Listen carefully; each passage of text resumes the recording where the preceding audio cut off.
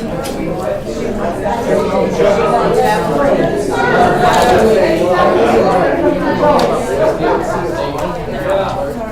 like they choose like two. Sure, I saw them.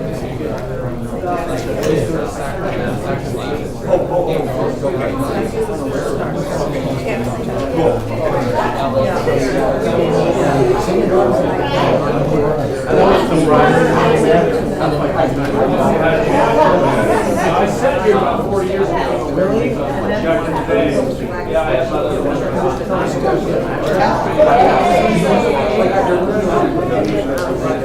How many years, John? Yeah, I heard that. John, you were 6? Okay, how many years?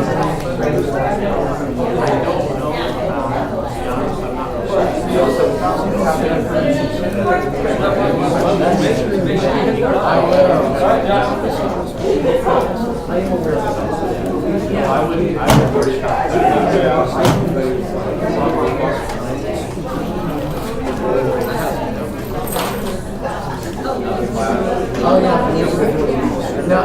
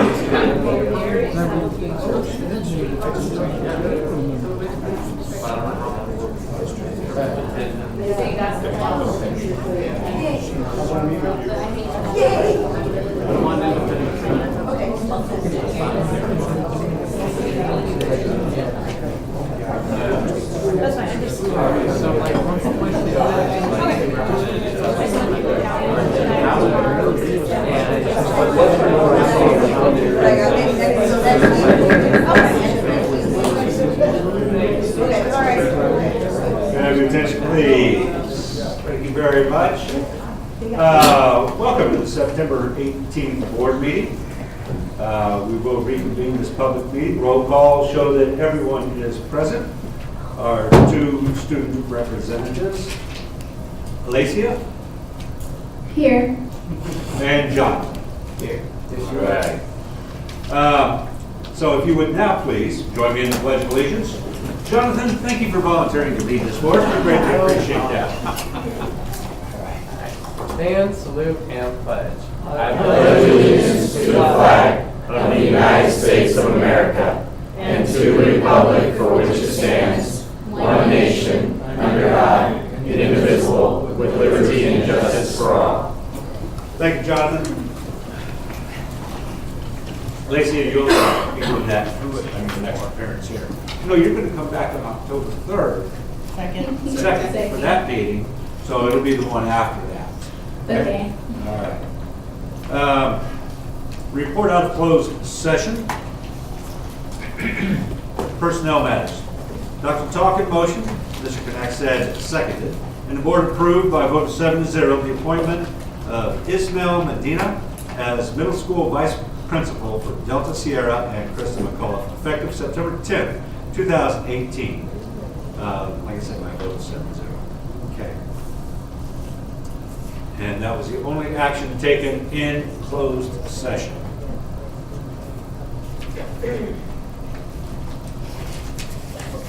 Okay. At this time, we're going to have a public hearing. We'll declare that open. This is a public hearing resolution 2018-59, sufficiency of instructional materials. Any comments from the public? Comments from the board? All right, I've got one. Please open up the resolution there.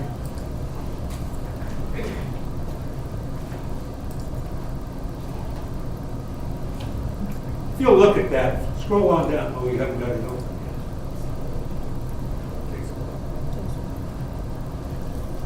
yet. Scroll on down if you would. Take a look at some of those. textbooks. Take a look at a couple of things. Take a look at how many of them there are. Take a look at some of the dates approved by the board. Let's see, one is actually June of 2004, several 2008, 2007. Quite a laundry list of textbooks.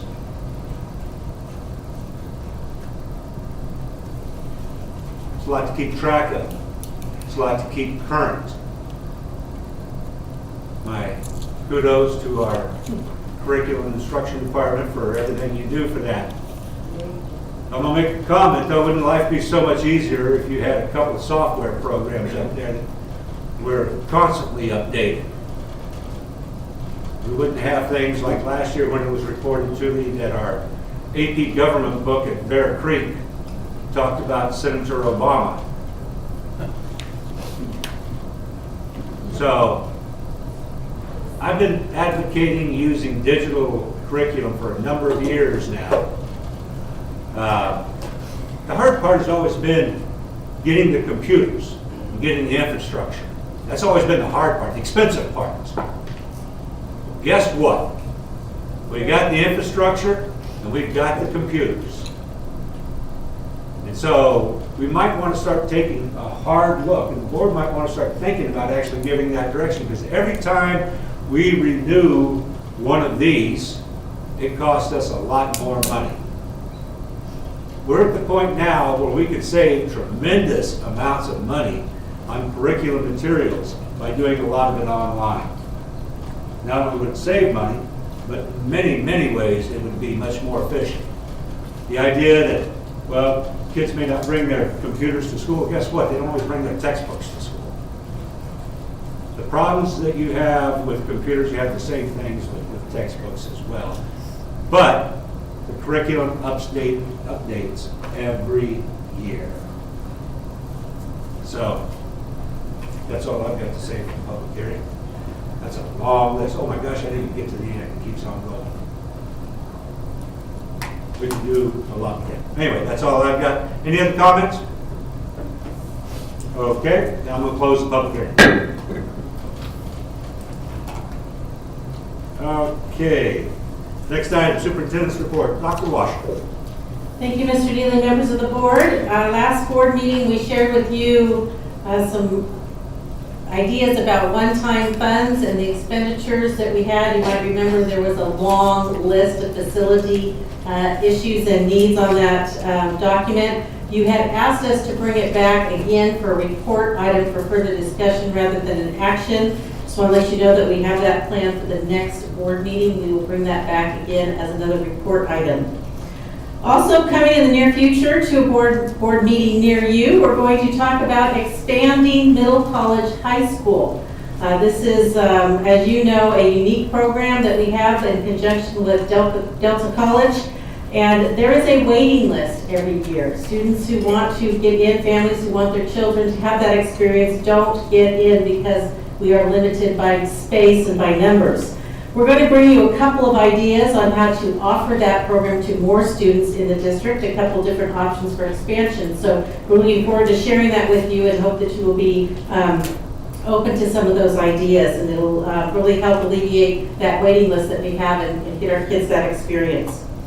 We're continuing with our leadership development program with our administrators. As we shared with you previously, we've been working with ASCD on leadership efforts and helping our site administrators build leadership capacity and working to create systems of support for our site administrators so that eventually all school site leaders will be part of a peer support group where they will have an identified group to be able to bounce ideas off of, ask questions, share ideas, especially related to the district goals that you've set for us. I need to let you know that our site administrators have been very excited about the goals and focus areas that you put forth this year.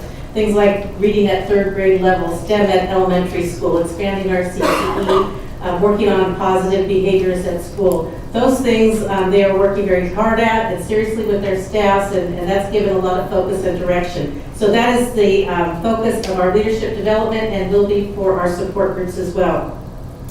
I want to thank you for your encouragement and support of the RBET at the recent special board meeting where the RBET shared with you and the public as well as the executive team members their work thus far. They were very excited to present that to you, and your encouragement was very well received, so thank you for that. They are at it already again. They're continuing their work. They have meeting schedules. They're refining their recommendation and hope to bring that to you again in the near future. So thank you for your encouragement to the RBET. Thank you, Dr. Washer. Okay, comments from the public. A 20-minute time period has been set aside for public to address the board on issue or items not listed on the agenda. Each public speaker shall limit his or her comments to 3 minutes, but is welcome to distribute any materials to the board and or staff. Due to restrictions imposed by the California Brown Act regarding discussing topics that are not on the agenda, board members may not engage in dialogue about the issue. I don't have any cards here. Does any member of the public wish to address the board? Okay, then we'll move on to the next item. Comments from, okay, there's a disparity here. I noticed that we were going to have comments from board members at this time. Is there? It's here, but Yes. it's not on the agenda here. I've Turn the got, page. consent agenda A. It's Kind right of on the before computer. consent agenda A. It's before that. Turn the page. What's that? It's on the Before. record board right here. Yeah, it's not. It's on here, but it's not on the computer. Well, you know how You- computers are. You gotta go back one. Go back. Past it. And it advanced automatically. It says sync. They're all saying that consent agenda A. So okay. Okay. All right. I can explain. Don't do anything. I We'll can catch up explain to it. it. Valerie can explain When you it. do a heading like this, if you don't put a subheading, then it won't show up on ESV. That's why. You know, I meant to talk to you about that. That's what it is. So I'll make a subheading next time and it'll show up, but it is Okay. actually on the agenda. But we are at comments from board members right now. That's what Okay. we're on. Board members, we moved this up to this point because turns out that sometimes our comments come at 9:30. And we're here all by ourselves. Kind of reminds me of the Congress when they make that speech and no one else is there. So any comments from board members? Okay. Dr. Washer had already mentioned it, and this is in regards to the RBET. We had a presentation from the committee, and I have to tell you, it was very impressive. You know, we always kind of thought, well, let's give it a try, let's empower our employees, let's, you know, change some things that we felt we needed to change, and invited employees to help with that. Man, I'll tell you, they did a phenomenal job, and the volume of work that they did was really amazing. So I think that it's a great idea. It's working. You know, they're going to keep coming up with stuff. You're always going to have questions. You'll always make adjustments, which is great. But that open discussion, I can just imagine what those committees are like with our teachers and the administrators working hand in hand. You know, it looked like everything was well discussed within the committee. And, you know, when you have people involved in it, and you're asking tough questions, you're looking for solutions, you're going to get a much better product as the end result. So anyway, wrap it all up, it was very impressive, I thought. The next item I wanted to bring up, and I had already talked to Dr. Washer about this, is the water problem at the Henderson site. Initially, you know, and we had heard about it before, and the district took out bottled water and cold washing stations and those kinds of things to try to kind of help mitigate contact with the water. You know, and then thinking about it and having background in my previous employment with hazardous materials. You know, things spread in a lot of different ways. You know, are the custodians mopping with the local water? Are they irrigating the lawn with local water? And so all of that, however it goes, it is a valuable site. Wrapping that up, it's a valuable site. And I really think that we're going to need that site for maybe other purposes down the road. There's a lot of construction going on with subdivisions in that area, both west and south of Lodi and in North Stockton. And so that site very well could end up in a few years having a different use. We're not going to get rid of that piece of property. And so I am suggesting that we do something with the water sooner than later. And by sooner, I mean immediately. Let's get it going. We do have that list of one-time monies, and there isn't anything on that list that I would say is unnecessary. It's not that. But at some point, you have to really prioritize things almost all the time. And for me, that is a safety issue. It is a priority.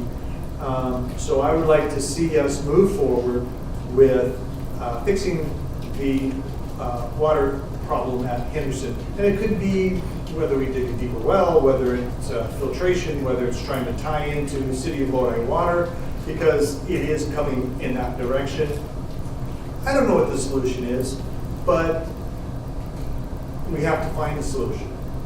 That's the bottom line. And we need to do it now. And so, you know, if everybody talks about money, well, you know, the one-time money is a possibility. If not, then there might be some other funding source. But the bottom line is my wish is that we jump on this ASAP and get it going and fix it. Thank you.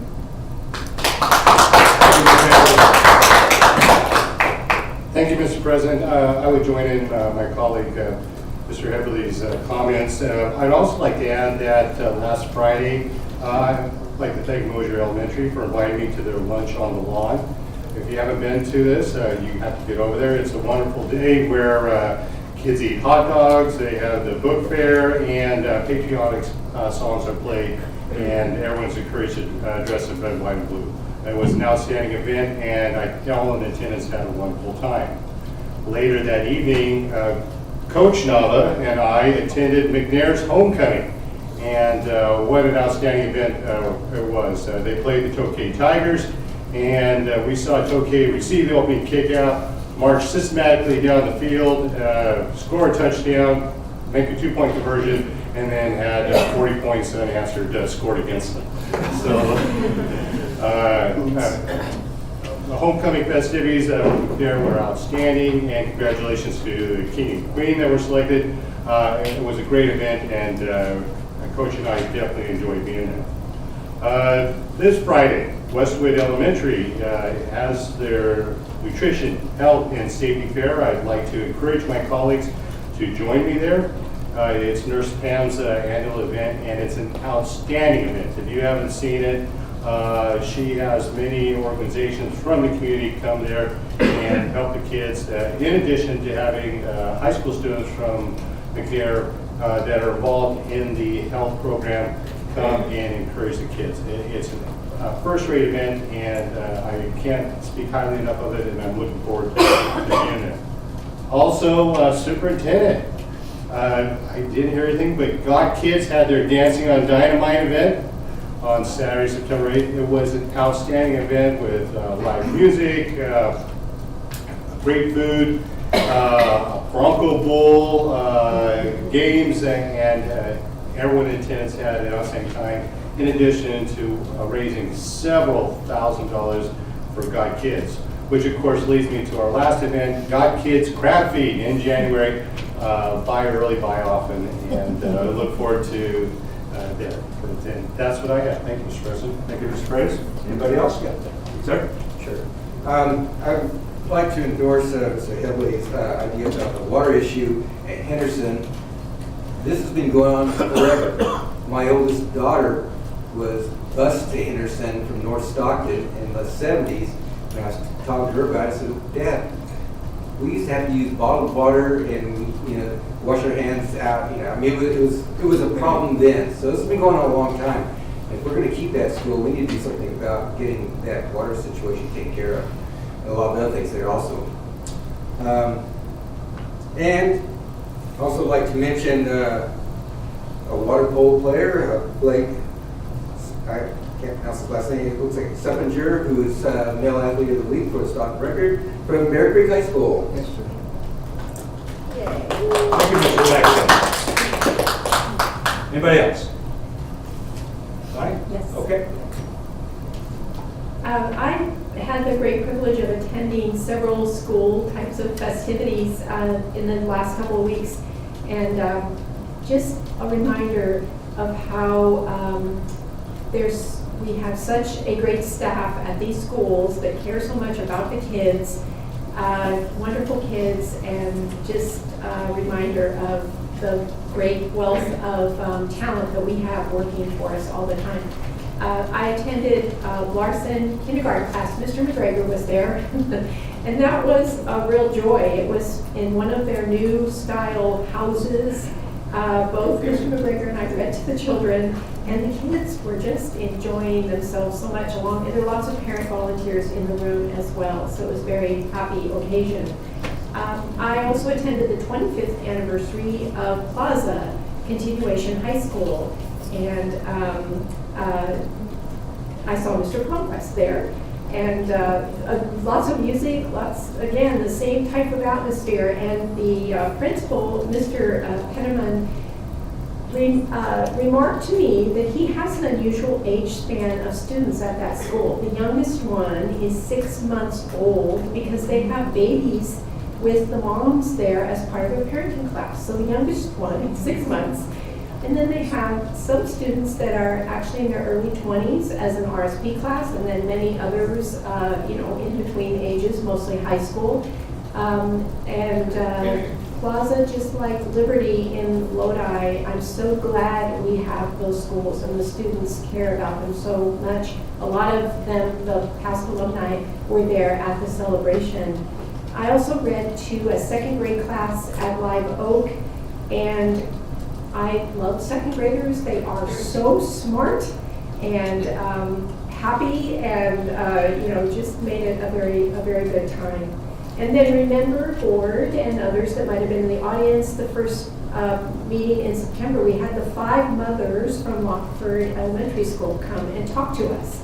And so last night I attended their PTA meeting, and I want to thank Mr. Kahn, who also attended. Mr. Warren's son was there, and one of our civil engineers, Mr. Jeff Sanguinetti, and we were there with happy news for them to announce that we are finally about ready to start work on their much anticipated and much needed parking lot resolution project. So, and I don't think I've ever seen as many committees and festivities. They were all organizing for the whole school year with a very commendable showing of parents in that classroom. And I'd like to throw my support to Dr. Washer behind the taking care of the water problem at Henderson. And you know what? I bet our daughters know each other because, in the late 70s, my daughter was there too. And you're right, they had bottled water. So thank you. Thank you, Ms. Castle. Anybody else? Okay, real quick. Echo on the RBET, that was fantastic. Randy, you're one of the leaders of that now, aren't you? Yes, sir. Thank you very much for that. We greatly appreciate that. He looked very excited. What's that? He looked very He did? excited. Oh, no. Randy keeps it in. Okay. I'm trying to stay calm. That's right. Have you ever seen him answer with 2 words before? All right, well, we expect, I tell you what, we were so impressed by that briefing, and we expect great things out of that to continue. Why don't we go ahead and put a report item on about Henderson. We'd like to have it, we got 2 weeks till the, is it 2 weeks till the next board meeting? Or is it 3 weeks? November 2nd. Yeah, okay, yeah, see if we can get it on for the 2nd. And some ideas on that. Also, Got Kids, let everybody know, let everyone know on this, that Got Kids is associated with Amazon. And, you know, you do the smiles and you can go and I think it's 0.5% of your purchase or many purchases go to Got Kids. So we can raise a lot of money. I know my wife does. Okay, and that's all. Okay, so consent agenda A. I know the computers, there we go. Okay. Are there any items from consent agenda A that board members would like to pull? Any items that the public would like to pull? Mr. Chairman, I move we approve consent agenda A. Thank you, Mr. Nava. Second. And thank you, Dr. Talkin. Okay, students, vote on consent agenda A. All in favor, say aye. Aye. Aye. Thank you very much. And calling for the board vote.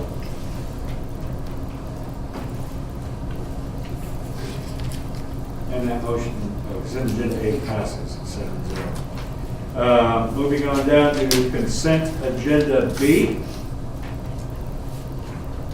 Mr. Chairman, I move we approve consent agenda B. Thank you, Mr. Nava. Second. Thank you, Dr. Connex. Thank you, Dr. Talkin. That's all right, that's the same thing. Same thing. Yeah, It all works. And your dreams. All right. That's right. All right, calling for the vote.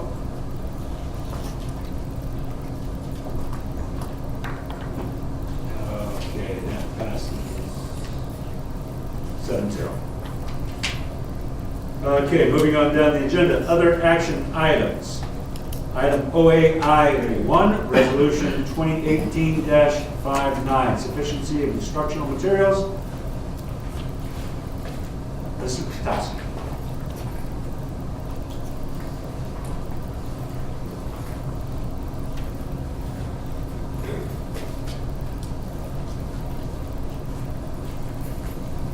The district underwent the Williams review visit within the first 3 weeks of school, and they certified that we have all of the necessary instructional materials needed, so we should approve this resolution. I Back know to back. Mr. Pepperly's going to say, okay. Have we talked about doing this separately from the public hearing? Doing the public hearing one meeting and then this? Mr. Neely, members of the board, yes, and due to timing, that did not happen this time. Okay, But yes, you did. okay. So we'll do that in the future. Okay. All right, comments, questions about the report from the board?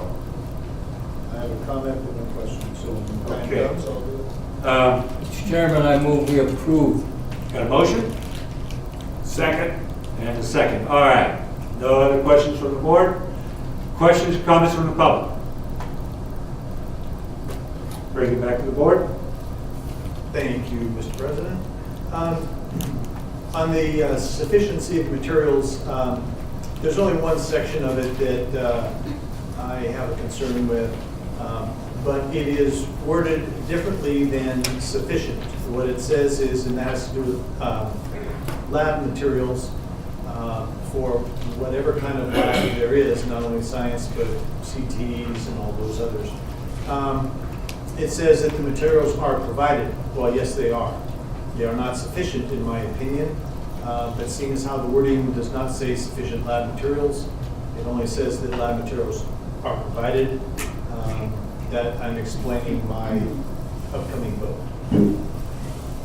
Thank you, Mr. Everly. Any other comments?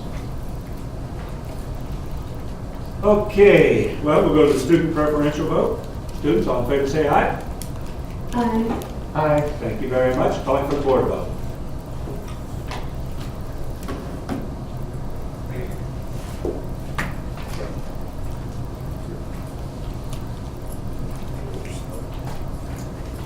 Is there an issue here? There it is, okay. Slow electrons. Remind me to explain to you Buchanan's theory of mysterious electrons. I can't wait. Okay. All right, item passes No, because it changed the wordage, so. 7-0. Okay. All right, moving on. Item OAI2, certification of 2017, 2018 unaudited actuals. Mr. Cox. Thank you, President Neely, members of the board, Dr. Washer. We're here to present the district's unaudited actuals for the 17-18 year. I'd like to thank Ms. Suarez, our Director Controller, and her staff for many late nights and many weekends of work closing out our books and delivering a successful and positive unaudited actual report. The board will recall that this, once approved, this document will then proceed into audit, and we should be able to present the final audited actuals to the board in November. So we'll run through these slides. I want to pay particular attention to at least one slide, but if we can start going through.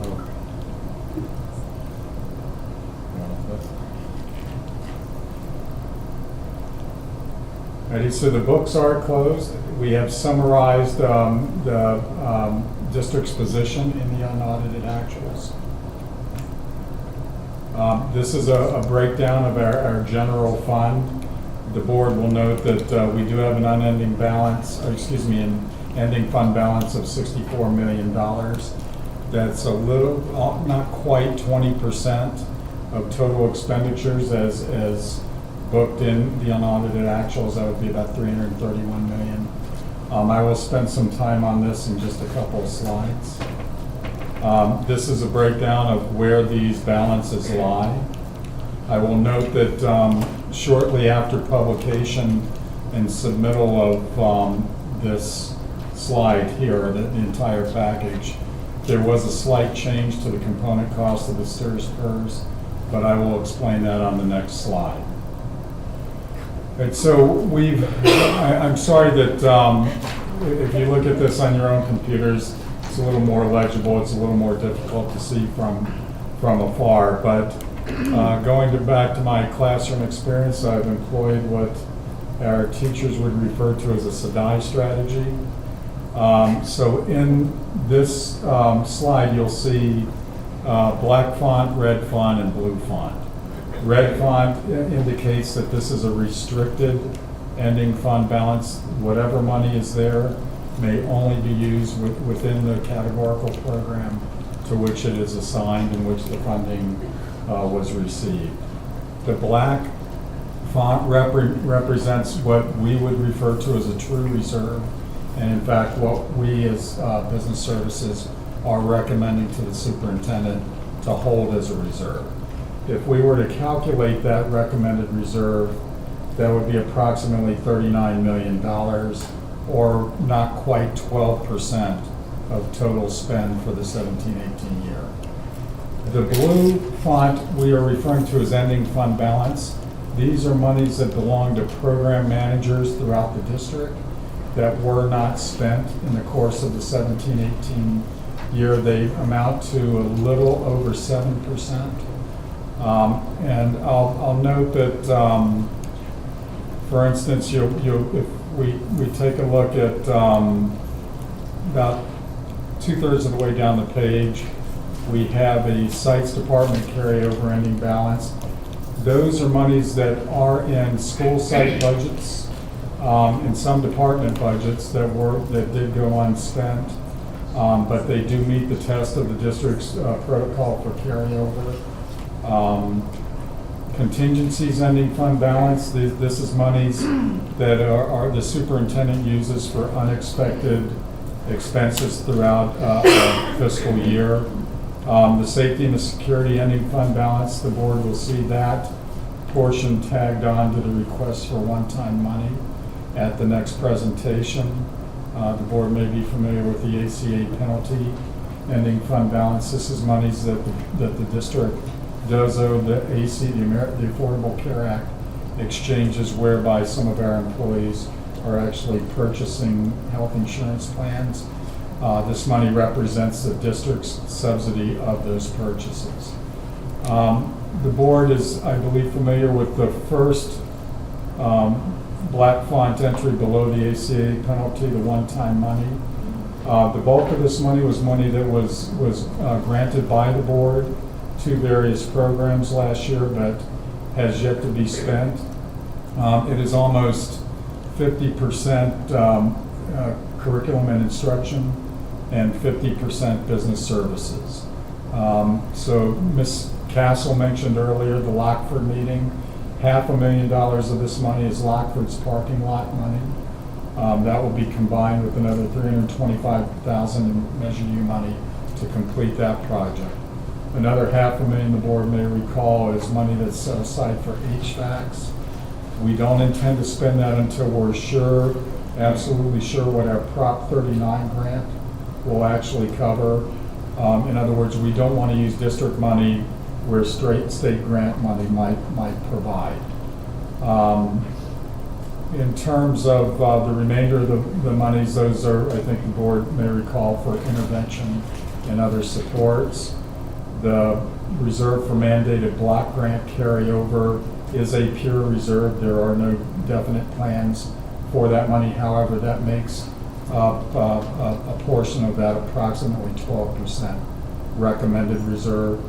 The very bottom reserve for economic uncertainty is the statutory requirement of 3% that all California school districts must maintain in the third out year in order to qualify as under a positive certification. And while the last entry on this page is not a Fundo 1 entry, this is our reserve for our OPEB, our other post-employment benefits. These are benefits that are paid to our retirees. Right now, given current actuarial calculations, that fund posts a negative of $18 million. So I'd be happy to discuss, I did promise that I would discuss the STRS and PERS future cost. Originally, we had that set aside in our PowerPoint at $10 million for STRS and PERS.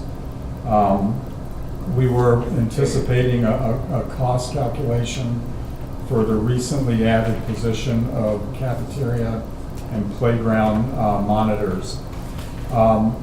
So what we did when we looked to these monies for reserves is we calculated approximate cost over 4 years. Why 4 years? That would equate to 2 multi-year projections, this being the first year of the multi-year projection. STRS and PERS is estimated to be somewhere around a $7 million total cost over that period of time.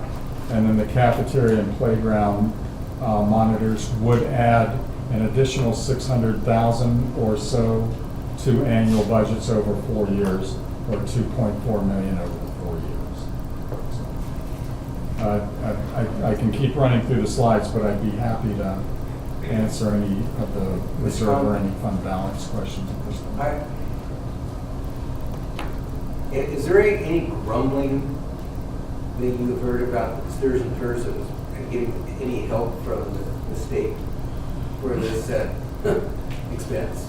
No grumbling as yet, but the board may recall that we are in a rising interest rate environment. Now, albeit it's not exactly shooting to the moon, but we're no longer at 1% interest rates. We're now at 2, 3, 3.5% interest rates. This is what the pensions invest the premium flows in. So the pensions are now earning more money in their portfolio.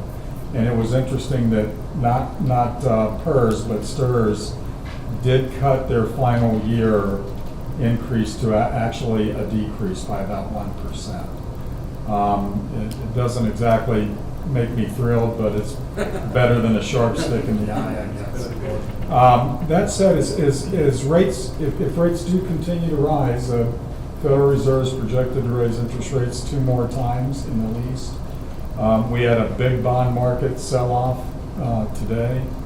If rates continue to rise, it's a better investment space for our pensions, and hopefully that'll make a difference in the rates going forward.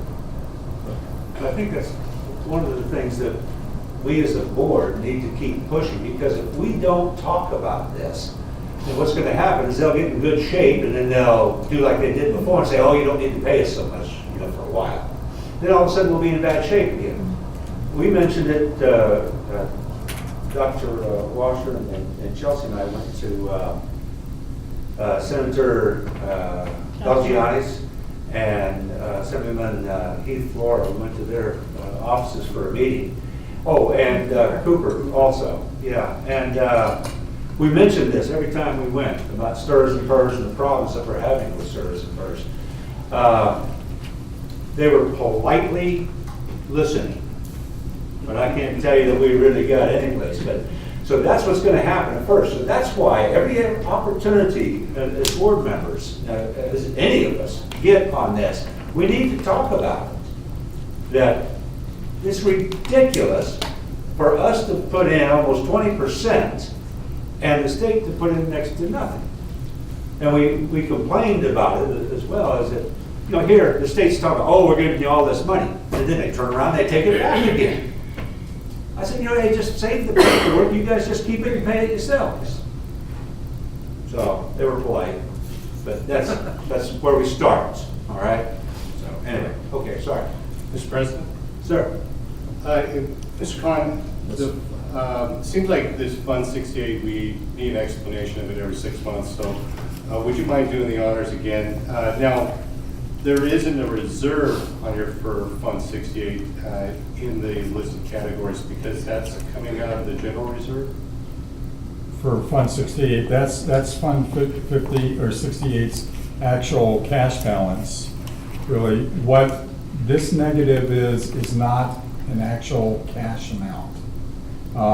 We're all familiar with actuarials. These are people that do a lot of math in very closed rooms for a high rate of pay, and they are very conservative.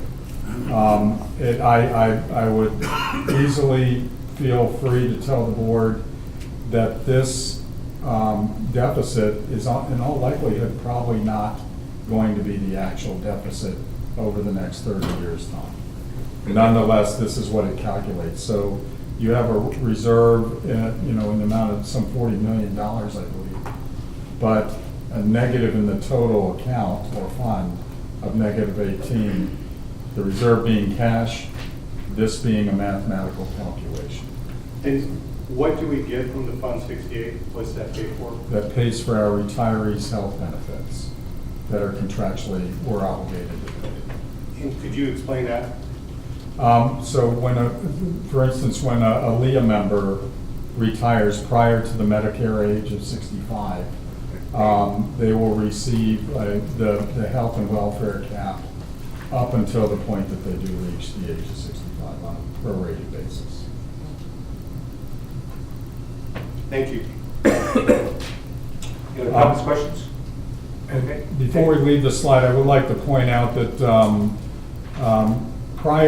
during all of the governors and the legislature's work, beginning in the 13-14 year and actually concluding in 18-19 in terms of reaching full target.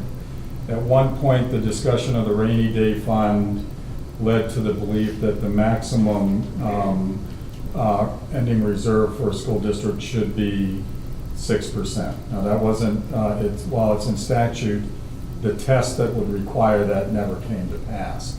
In the interim, both CTA and the the legislature negotiated, or with the help of CSBA, negotiated that amount up to about 10%, which again isn't currently required because the funding and the tax receipt tests don't meet that requirement.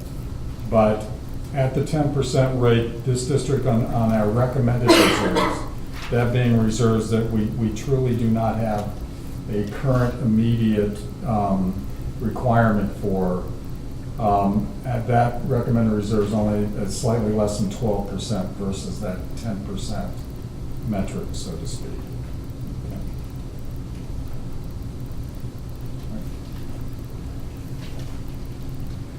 This is a breakdown, just a pie chart of all of the general fund's reserves. This is a bar chart depiction of what we just discussed. In terms of the OPEB, you can see that on the far right. You'll also note that the self-insurance fund is well-funded. However, this is not a true cash balance. While it exists as cash right now, we have open-ended liability that our consultants, Keenan and Company, calculate for us. And the bulk of this money is placed against those anticipated or projected liability costs in both property and liability and the workers' compensation program. Our construction funds, you'll notice the big bump on the left-hand side. That's our Measure U. Measure L is down to $3 million. However, the district did complete a bond sale just this afternoon, and we will bring that back as a report at a later date. Your capital facilities, that's your Fund 25. These are developer fees. We are receiving developer fees. While it's not going gangbusters, there is building going on. And then the special reserve for capital outlays is our Fund 40. I will note that while it depicts a $6.5 million ending balance, when we net out monies that are set aside for projects, for instance, replacement of athletic turf fields, the resulting net free reserve is closer to $2.6 million. That is the fund, and those are the monies that we intend to utilize for the CERNA move. So we've pulled that request out of the one-time money request.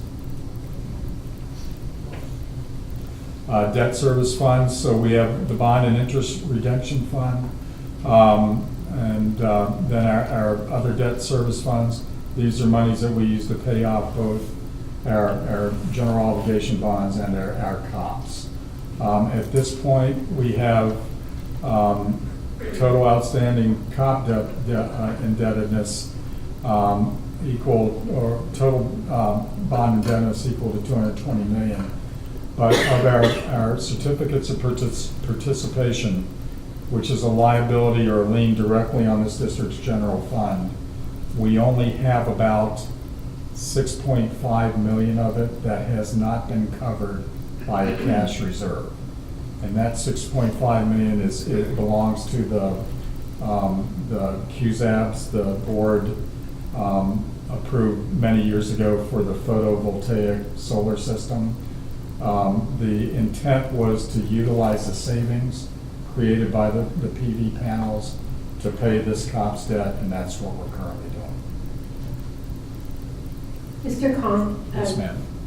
Going back just for a second to the developer's fees, all of our commercial construction around the Lodi Costco, do we get developer's fees from commercial property like that? We do, but we do not get the same $3.60 per square foot. It's more under $1 per square foot for commercial property.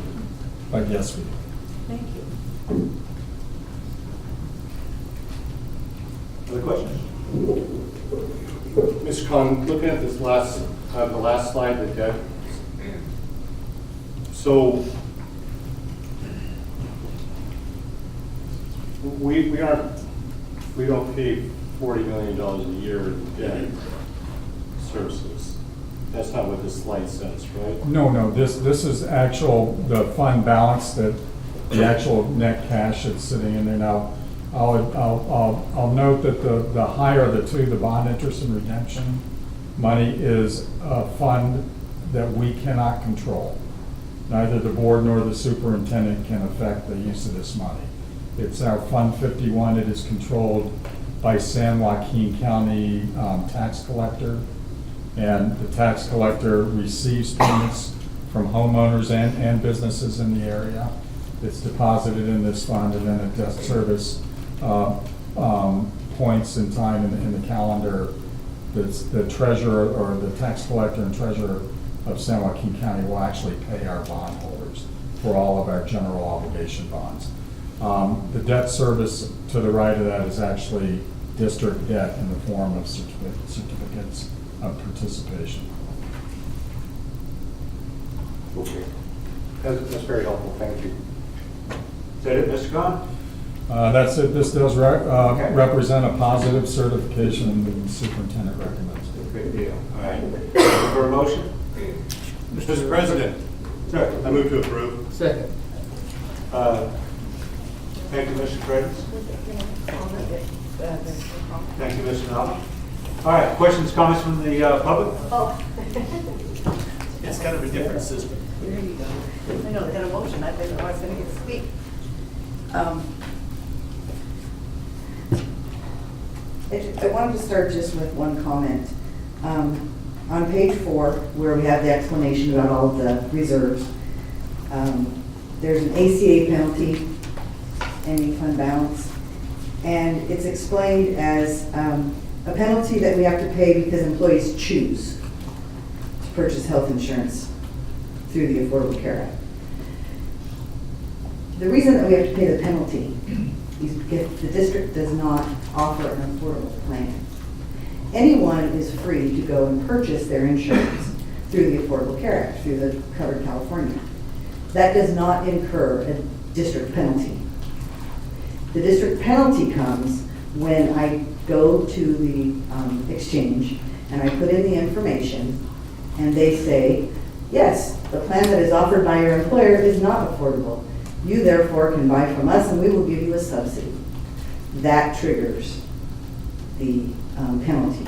So I just wanted to make sure that you didn't think that our employees are going to the exchange because they think it would be fun, and then the district has to pay a penalty because we're going somewhere else to buy our insurance. The penalty is triggered because the district does not offer an affordable plan for all of the employees, based on the Affordable Care Act's calculation of what is affordable. Thank you for bringing that up, Deborah, because we actually heard some really exciting news about that tonight. And Mr. Khan, did you want to share that? Well, our new plans and rates are out. We believe at this time that the PERS Select PPO is actually an affordable plan for all of our eligible employees. And All of our required And Deborah, it's anticipated that'll be available January 1st. Yes, all our health insurance runs Jan 1 to D's 31. December 30th, right. Yes, so it'll be Yes. interesting to see what happens there and let everyone know. CalPERS is very excited about that plan. I have been very closely in contact with some folks that work with the CalPERS health benefits to make sure that they understand just how impactful this plan is for our members, especially for our members. They did not realize that the change that they made to this plan would make such a huge impact to a group. I said, first of all, it's going to get us out of paying the penalty. Lodi will no longer have to pay the penalty. Whether people take insurance here or they buy it anywhere else in the world, there will no longer be a penalty for Lodi Unified. In addition, 10% of my members that currently don't have insurance can get insurance because it will be affordable. I know I have members who are afraid to go to the Affordable Care, they don't know it, so they're afraid of it and they just choose to go without because they can't afford what the district offers. There's not going to be an excuse for not having insurance. It's affordable now. We have something here. It's not the perfect plan, but what CalPERS has done is they have blended an HMO and a PPO.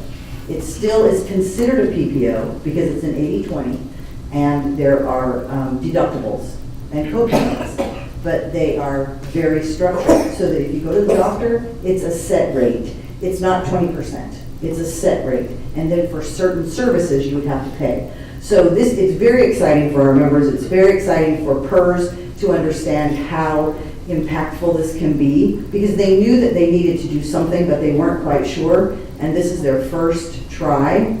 So we're hoping that it will be successful and that the premiums won't have to, jack up next year. We're hoping that everything will go well because it's part of the PERS plans are all self-funded plans. So we have to make sure that we're charging enough premiums to pay the costs. Us too. We got our fingers crossed. Exactly. We hope that it will be successful. So I did have a couple of questions. And I know that Mr. Khan has explained it, and I'm certain that I wasn't understanding properly. So I guess I wasn't quite sure about the difference between the programs carryover and the sites and departments carryover. I want to explain how those are different. So if you go into our financial statements or even into our accounting system, we have a whole series of unrestricted resources that run from 0 all the way up to 1,000. And the programmatic reserves are monies that are held in those program resources. And the sites and the departments are almost entirely school site carryovers.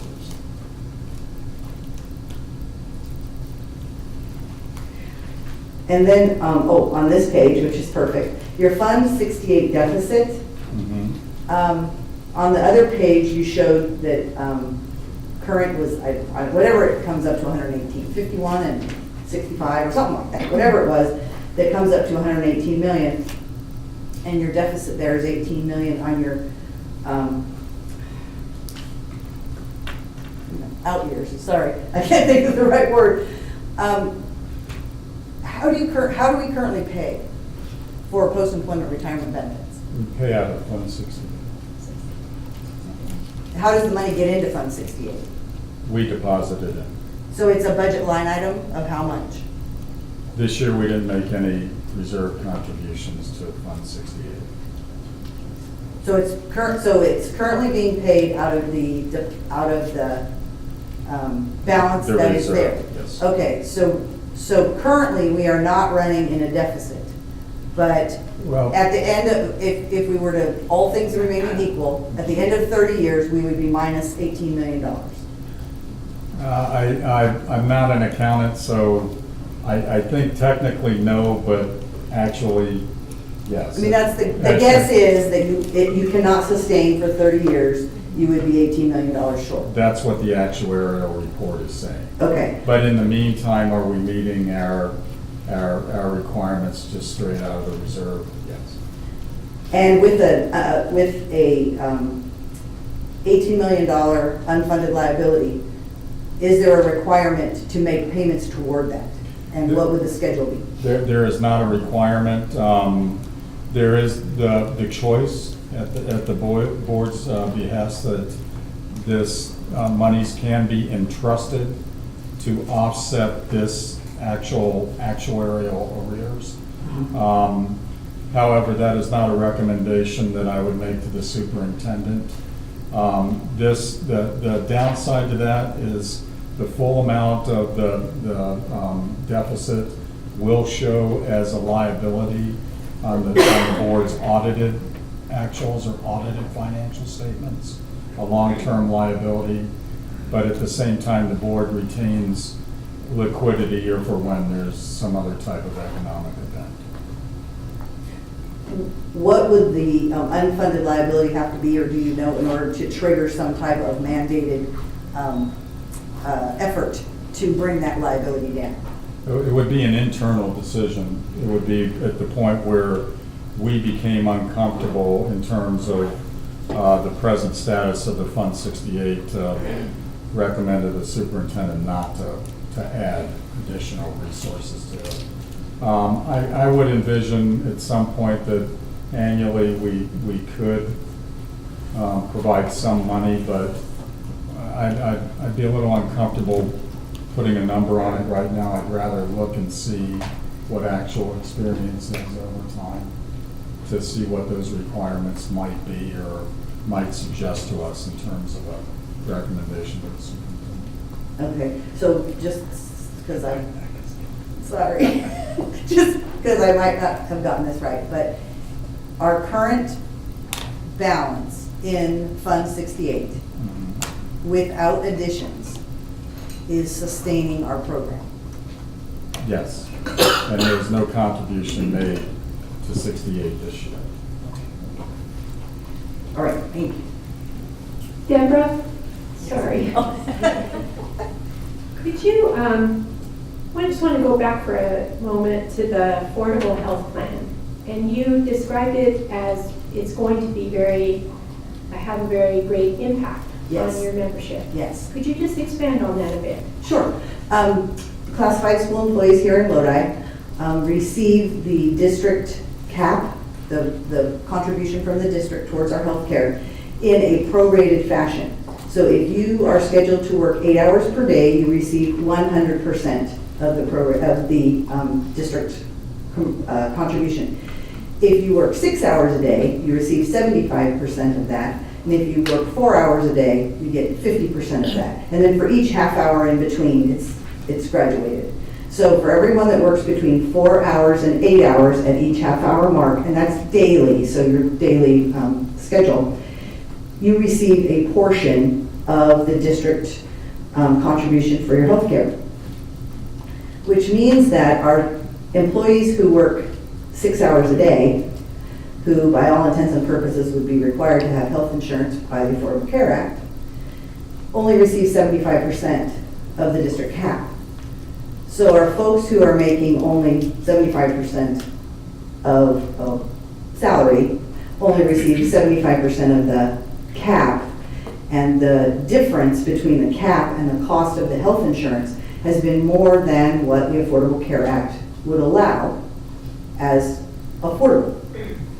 So that's how our members, I know we have some members who have gone to the Covered California, the California Exchange, and purchased their health insurance and received a subsidy, because when you do the numbers on the Lodi Unified offerings, it is not considered affordable under the Affordable Care Act. So they're able to go to the exchange and then get the subsidy. And the subsidy is what triggers the penalty for the district. If I went, even though I'm a 6-hour employee, and I wanted to get the plan here in Lodi that costs $10,000 a month, okay, and would cost a lot of money, it was not going to be affordable. If I went to the exchange and bought the $10,000 a month plan, but I didn't get a subsidy because my husband is the chief of General Motors, the district is not going to pay a penalty because I don't qualify for a subsidy. It's when you don't offer an affordable plan and the employee goes to the exchange, purchases their insurance, and qualifies for a subsidy. That's what triggers the penalty for the employer. And Mr. Khan, again, what is that penalty? What is it? It's for the 17-18 calendar year, it's $425,000. However, that penalty is accruing to the 16-17 year. And in the most recent year, we paid slightly over $1 million for the 14-15 year. Yeah. Could you explain better the accruing part? Well, it's very difficult for Covered California or the ACA Exchange to calculate what we owe them in real time. So we're paying at least 2 years in arrears right now, and just sort of embellish, this is all done through the IRS, and they don't move very quickly. Okay. Thank you very much, Deborah, and thank you, Mr. Khan. They move quickly if you don't pay. Hey, thank you very much, Deborah. That was an excellent explanation of the health care plan benefits. Any other members of the public wish to speak? Okay, we'll bring it back to the board for comments. I have a question. Sir?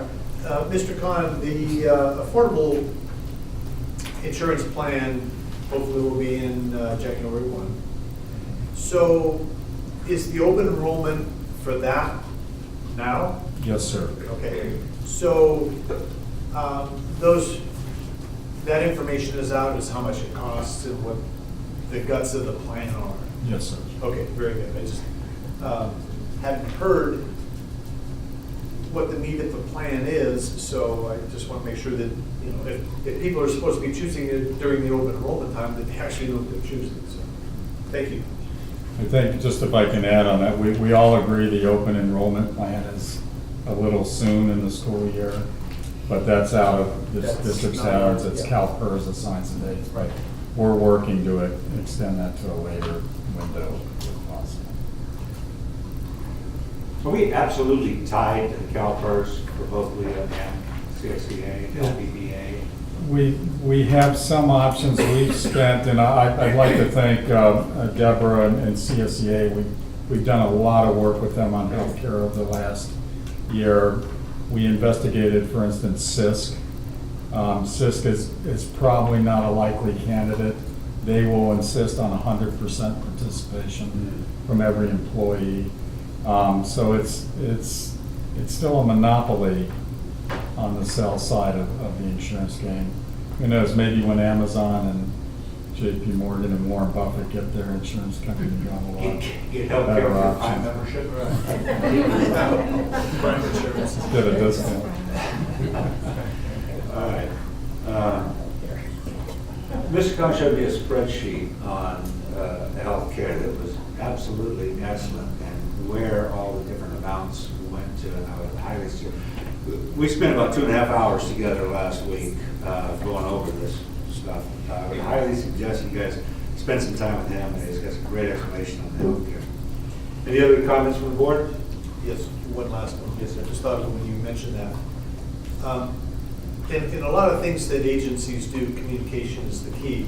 I've heard really good comments about you and the groups getting together and trying to go over all this insurance stuff, which is mind-boggling because it's really difficult to get your finger on really what they are and the comparisons and all that kind of stuff.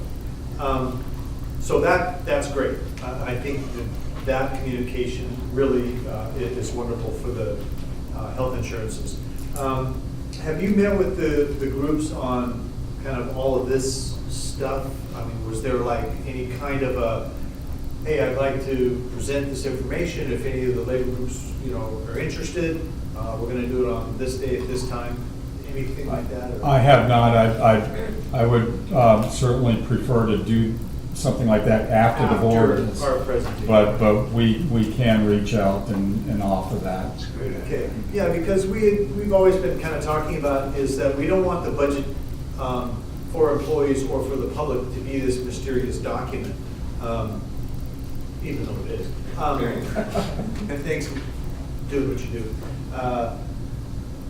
But I think that really helps the public understand a little bit more about how this whole thing comes together. Why are we doing this? Why do we have that? Because sometimes if you look at the raw numbers, you just kind of go, holy cow, look at all that money. And we are talking big numbers. So not only for the public, but employee groups, I would suggest maybe offering some sit-down time with them, and whoever shows up out of our employee groups. I can confirm that Ms. Juarez, Mr. Clanton, and myself love to talk about this kind of stuff. So. When I go home, I'm going to study this some more. And we could go hours and hours. Yes, he can. Well, a lot of things run on this. So. Like we can point out a few more. That's fine, Mr. Cohn. Thank you very much. Any other comments from the board? I'm good. Okay, then we've got a motion. We've got a Mr. second. Chairman, I move that we approve. You already got that. Oh, you do? Yeah. But thank you, though. That's okay. Call for the question. So we'll call on the student vote. Aye. Aye. Thank you very much. And we'll call on the board vote.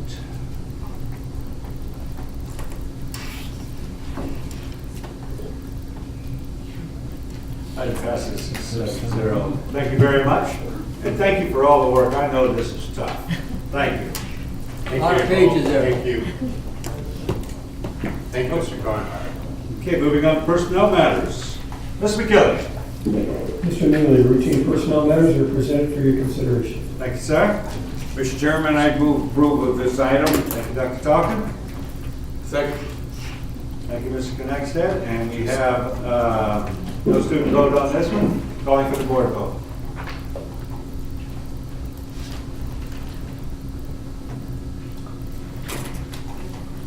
Item passes 7-0. On to communications. comments from student representatives. Who would like to go first? All right. Thank you, Mr. Neely, members of the board. I'm Lynn Townsell, the ASB president of McNair High School, and I'd like to share our report. For school activities and programs, our school recently revised our tardy policy. Students who are late or tardy a specific amount of days have to stay after school for detention and either do schoolwork or help clean up the campus. Our student government class is currently working on creating cultural flags for our art students who were selected to participate in an art exhibition. For presentations and events, we just had our homecoming rally, which we got a lot of positive feedback from. Believe it or not, our freshmen were really spirited. We were able to recognize each of our fall sports and get both students and teachers involved with the games and activities we had planned. We won our homecoming game against Tokay. Sorry, Jonathan. We were able to celebrate at halftime because the game was practically over with our crowning ceremony and a huge parade in which all of our classes were involved. At the end of the night, we celebrated our victory with our annual homecoming dance. We had 3 colleges come to our school and give presentations this month: UC Irvine, Cal State East Bay, and Concordia University. We also went to the annual HBCU College Fair, and a few of our students took the opportunity to get early acceptances and even some scholarships. As I mentioned earlier, our arts program was selected to participate in the Tearing Walls Apart art exhibition, which gives them the chance to tell their stories of immigration and how they adapt to such a diverse society and what they plan to do in their future. This is the 3rd year in a row our arts program has been selected to participate in this type of event. Academics. Our teachers recently awarded students who passed their AP test with certificates recognizing their hard work because AP courses are not easy. Upcoming events and activities. Starting on October 22nd, our counselors will be staying after school 3 days a week to help students with college applications, scholarships, filling out their FAFSA, etc. We are trying to start a Spirit Day Fridays, where whenever we have a home football game or basketball game, there will be a specific theme coordinated with that to show how spirited our school is and encourage students to attend these events. That's all. Thank you. Thank you very much. Hey, how's that choir going out there? They're still doing? Choir. Yeah, you guys have had some fantastic choirs there. Yeah, we have had a very fantastic choir. I was actually in choir in my freshman year, and when I go to our choir events, they still sound lovely, and they win a lot of awards. Yeah. We look forward to that presentation from them every year, so they can come here and practice for us some night if they'd like to, all right? I'll let them know. All right, thank you very much. All right, Jonathan, you're up. All right. Hey, how did that football game go against McNair? Let's not talk about that. All right. The cheerleaders are great. Good evening, President Neely, members of the board, Dr. Washer. So events going on at Tokay this month. So our homecoming against Tracy will be on the 28th. We have a parade planned on the 28th as well. It goes around 6 period, and we get a classic car company for each person on the court to ride in. Each class has a big truck we decorate, and each club makes their own float as well, and it goes around the campus. What date is that? The 28th. Okay. So about like 1:30. All right. We have a Spirit Week from 9/24 to 9/28. Monday's Home Run Day. Tuesday? I don't know. That one we're still working on. Wednesday we have Home of the Hippies. Thursday is This Ain't Your Home, which is you dress from another school. And Friday is Gold Rush.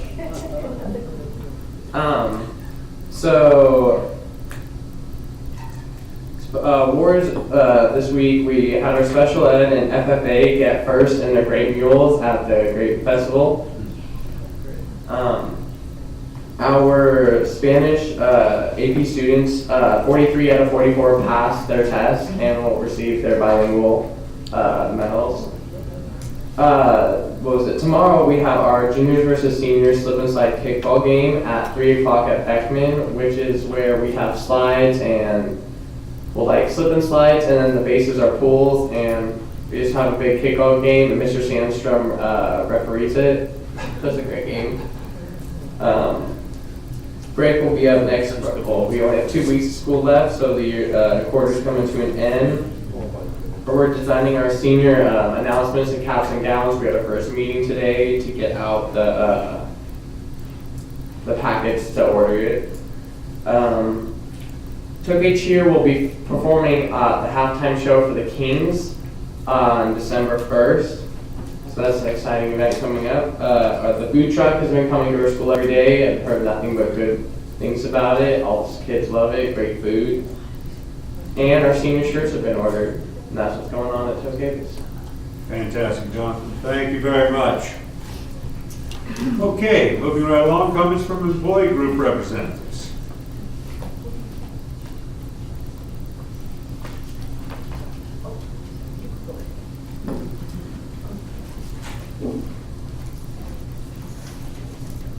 Good evening, Michelle. Good evening, President Neely, members of the board, Dr. Washer, student representatives. I love the spirited high school rivalry. I grew up with it, Lodi and Tokay. Tokay, you have some good things going on with that new field. I just want you to know others at other high schools are saying, why don't we have a field like that? So you'll have some celebrating to do on your own home turf. Yes. We also want to recognize many teachers whose students put together great murals at our hometown traditional grape festival. I counted more than 14 murals that were done by teachers and students, many of them to raise funds for field trips and other events. It was heard it through the grapevine, and I will send you some pictures of those murals. Everybody's take on heard it through the grapevine was very interesting, and I think that definitely is some celebrating from both FFA groups to our students at Needham West to second grade classrooms doing some really spectacular things. So things worth celebrating. I want to clearly acknowledge that we have been making strides in communication. We, as Leah, were very pleased with the RBET study session, that it actually took place, what was presented. Our members that attended have already asked, can we distribute this widely to all teachers and ask for input from the PowerPoint that the committee put together. They were very impressed and very excited to see all of the work that the RBET committee did in the last 9 months, not even a year. It's quite a lot that they undertook. However, we still question that we are still not seen as stakeholders on every venue. I heard last night we had an LCAP meeting. I'm not sure who the target audience was. None of the LEA leadership received any advanced invite or knowledge of the event taking place. We also want to remind the board that we talked about redoing the LCAP survey at the beginning of the year to parents. And as we discussed briefly with some members last night, was none of those things happened at back to school nights that we remember, so maybe there's something else that's going to be revisited at a different time regarding LCAP and those questions in the survey that we sent out last year. I know that there were some issues of taking the surveys on the Chromebooks, and we acknowledged that there were some issues in the rollout of that. But we certainly would like to make sure that we right off the bat are getting parent input and association, our teachers' input as a whole as to when those meetings are occurring and how those surveys are rolling out. We want to give a shout out and thank you, Mr. Heberly. Leah would like to acknowledge Mr. Kahn and his department's effort and assistance in problem solving with the insurance stuff. We definitely recognize that the language in our contract and deadlines do not match now the CalPERS open enrollment for that. So we definitely need to look at changing those dates. Things that have been brought to our attention as we move forward. We understand that special ed is a numbers game, and there are shifts in numbers and where enrollment is. There are a couple of things that we would like going forward to maybe look as a report item. How long did it take us to move students to home sites? And dissolving of classes and moving teachers. I really need everyone to be very cognizant in this day and age with recruiting teachers and the shortage of teachers. If we are not strategic in keeping those, especially special ed teachers, and we move and shift them often, we're going to lose them to other districts. So I think we just need to be very cognizant of how we are dismantling some programs and moving them because it is a numbers game. We don't want to lose members over numbers so that then we don't have personnel to meet the needs and meet the requirements in those IEPs. The other issue that's been reported is substitute, and Leah would like to ask for a report on how long is it taking. We're hearing reports of people turning in paperwork to be a substitute, 2 to 3 months. And so I know that my members are being called back from trainings that they feel, and their site fields are very important. So if we have members that know of people that have applied to our districts and neighboring districts are getting it done sooner and faster, we'd like to know what we can do differently. Is it fingerprinting? I know that was a hiccup before. What is it in the process if there's any kind of a backlog that we can work on?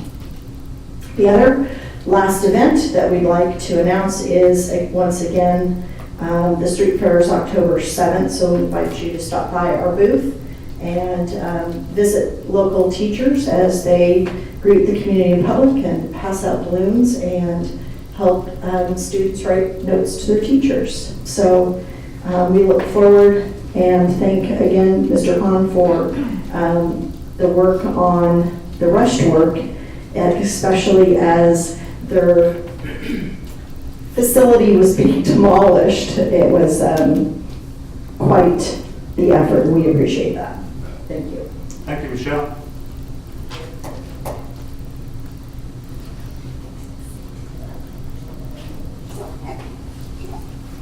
Hello again, Deborah.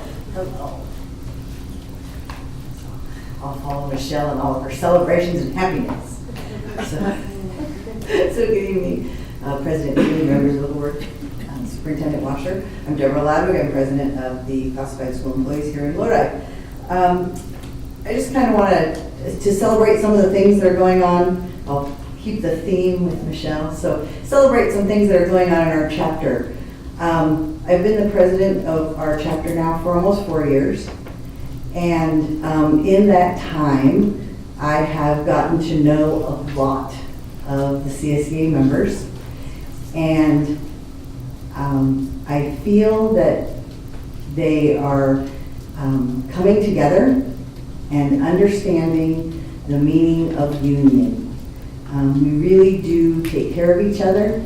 We really do feel like we're part of a whole.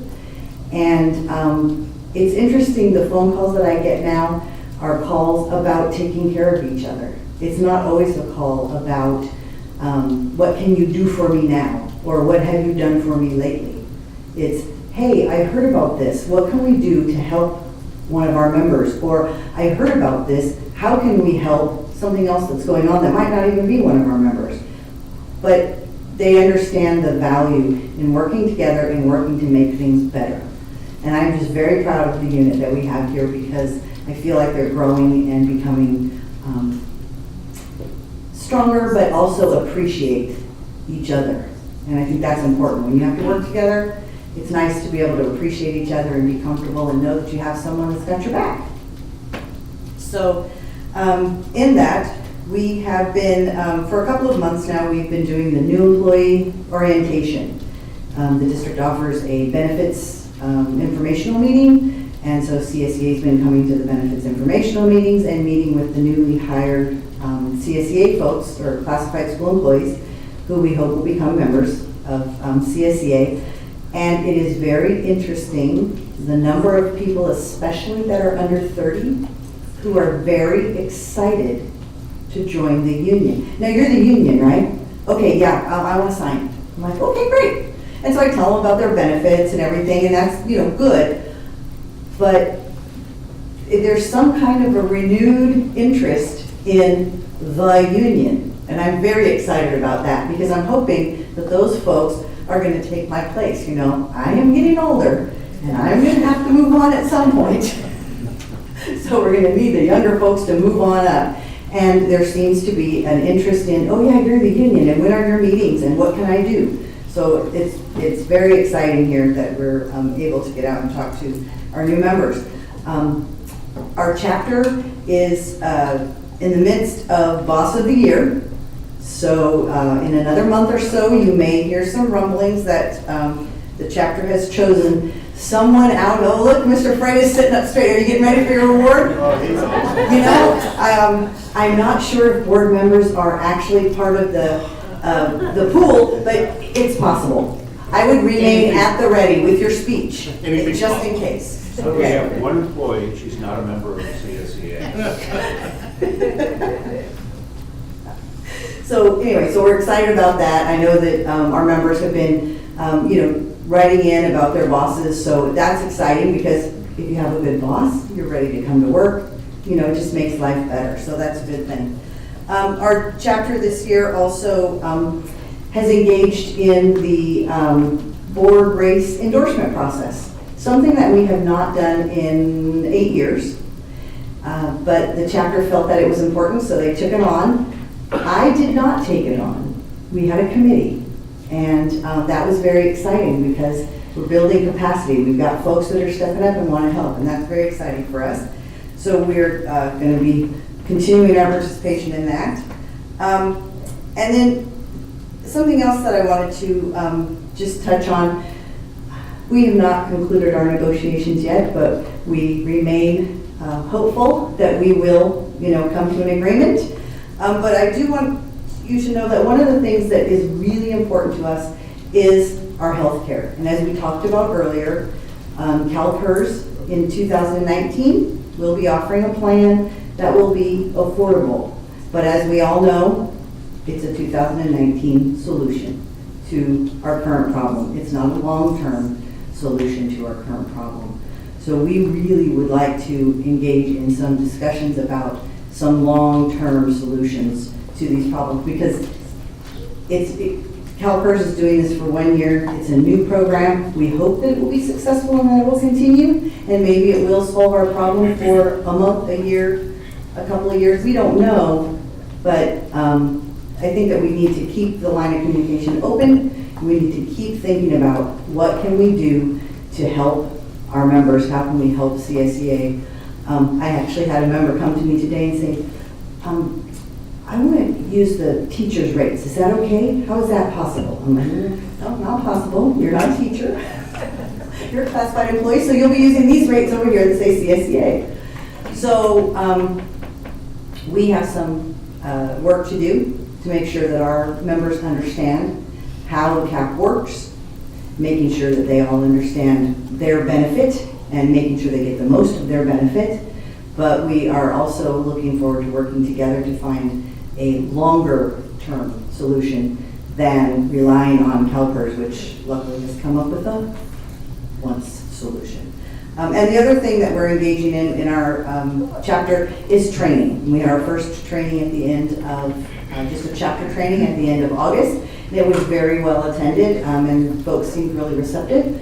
So we're going to be planning more, hoping for at least one per quarter, so that our members feel like they're more informed and more part of the union. And that's all I have for tonight. Thank you very much.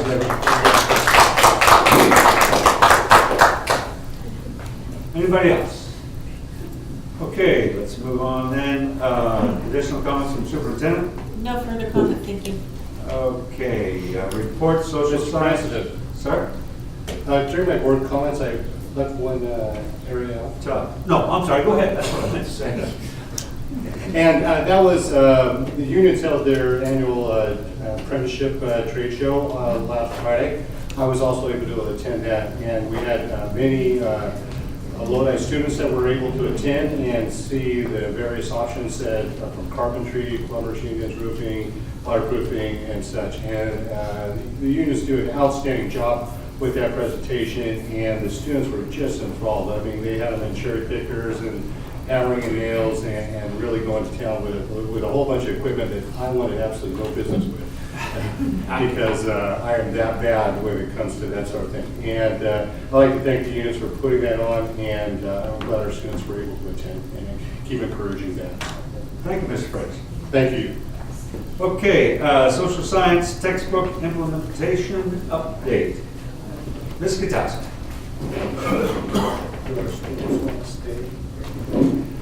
They're going to stay at 9 o'clock. Yeah. Actually, this will be the last time that happens too, from now on, because I messed up and told me to leave at 9. Superintendent has brought to my attention the last meeting and said, hey, they only come once a month. They can stay, we don't go that long. Where are they? 10 o'clock. Yeah, where'd she go? Hang on. She can hear us. Oh, all right. Okay.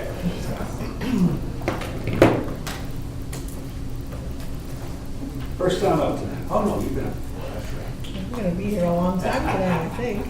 Okay, President Neely, members of the board, and Dr. Washer when she returns. I'm here tonight to give you an update on our social science curriculum rollout. We, Mr. Neely, President Neely, have requested that we have teachers from the field, and as we tried to gather teachers to come to a board meeting to report this, was not very well received, and we didn't get too many teachers that wanted to give up their Tuesday night to come to a board meeting. So I'm here in their stead, Okay. and I will share their words because we have been meeting with them over the last couple of weeks. So just to kind of give you an overview of what we're going to talk about. Since we came to you, we've done some training opportunities in June and July. We've had some cadre meetings, and we have some first quarter reflections that we'd like to share. You know, Yes. Mr. Katowski, I'm certain everyone has looked at this material, right? I mean, there's a lot of it's pretty So do you want self-explanatory. Yes, I'm going to give you Okay. a pass here on some of this stuff. Okay. It looks like I have some questions about it, though. Could I focus in on what questions? Okay. I'm going to go first. I think, first of all, I really appreciate the work that you guys have put in on this. And particularly about honing in on what's good and that kind of thing. There was one part here where you have a website. Oh, it's on, what page is this?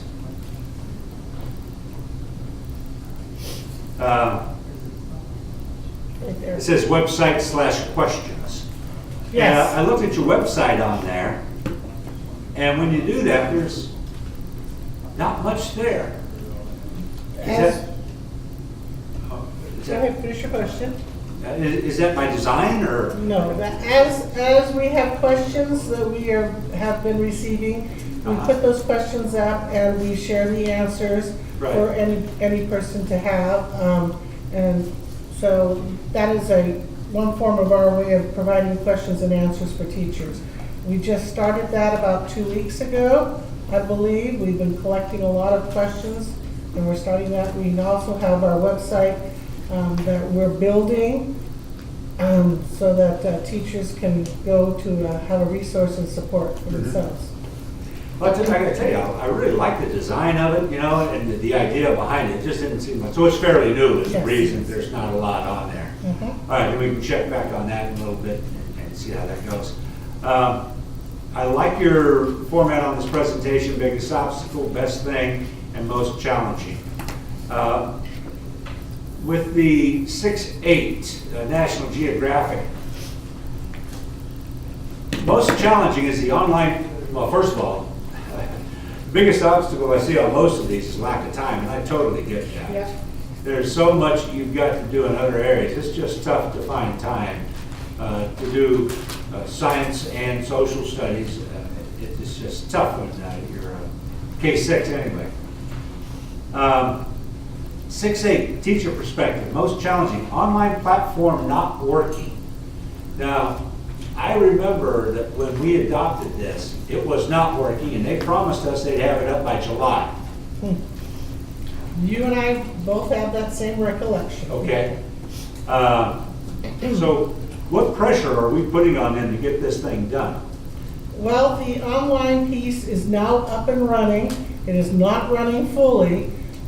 They are still working on some of the components, but the student books and the teacher books are available online.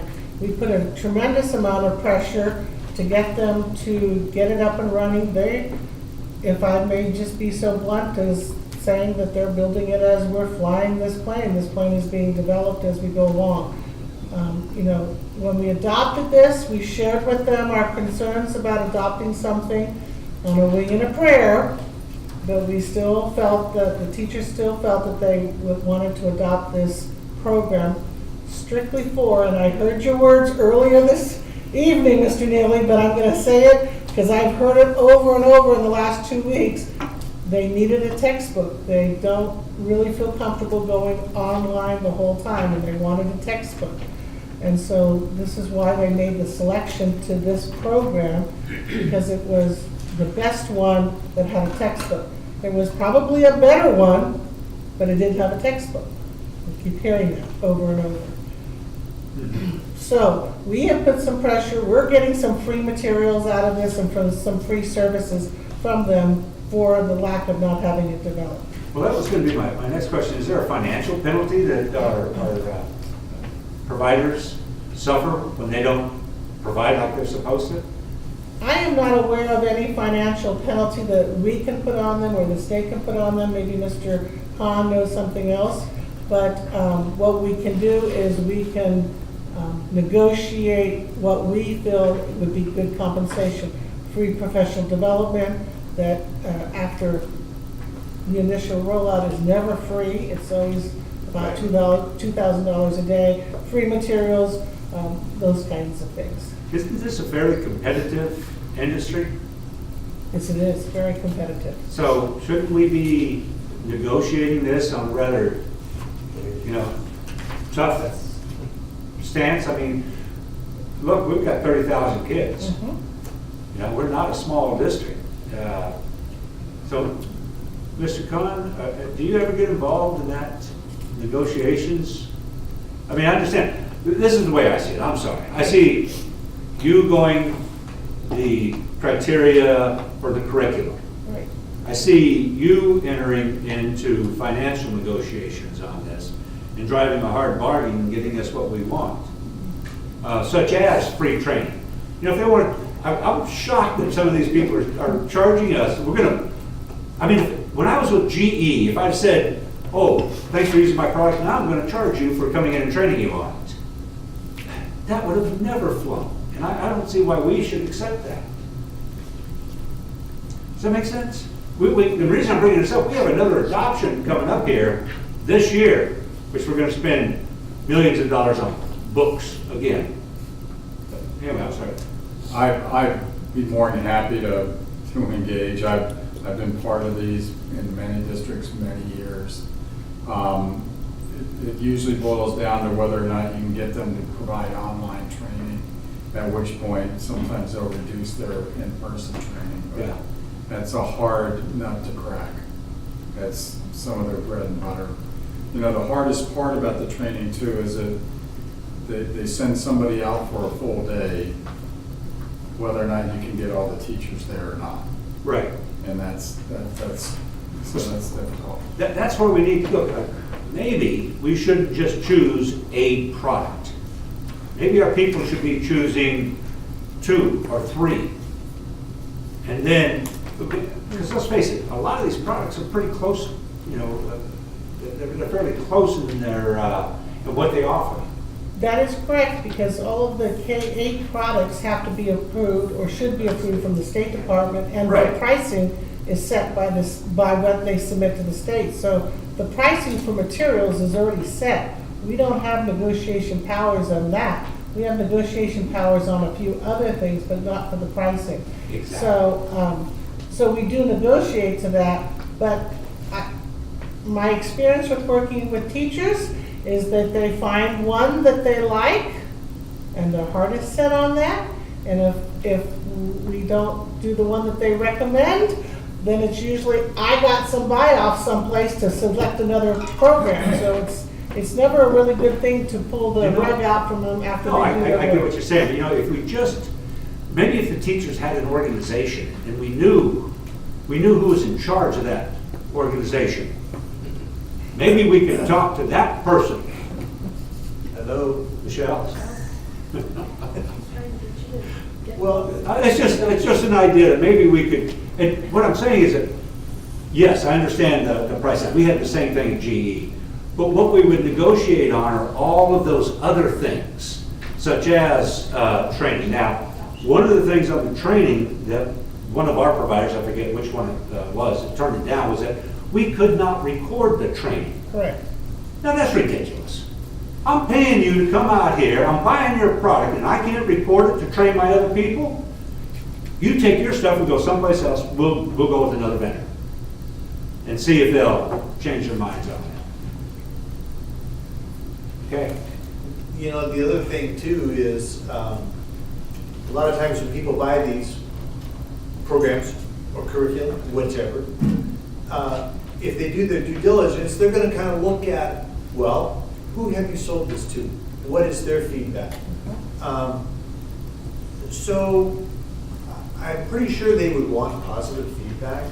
Well, I mean, definitely. we are in a digital world too for communications, and I'm sure they wouldn't want a 30,000 school district to review them poorly. So maybe that could be a bargaining chip too. You know, we're tired of telling you, and we're gonna go to a bigger organization like CSBA or CTA and just say, this is, if you go with these people, these are the problems you're gonna have. You're correct, Mr. Heberly, and we have done that in many instances, not necessarily with the adoption process, but as we have adopted materials and we had to find get our signed agreements for student privacy, and some companies refuse to sign it, then we just say, well, then we weren't gonna buy your product, and sure enough, they do deliver. So at different stages, we leverage different things, but we do leverage what we can leverage. And that's exactly, I think, what we're talking about, is work it a little bit. All right. Comments from the public?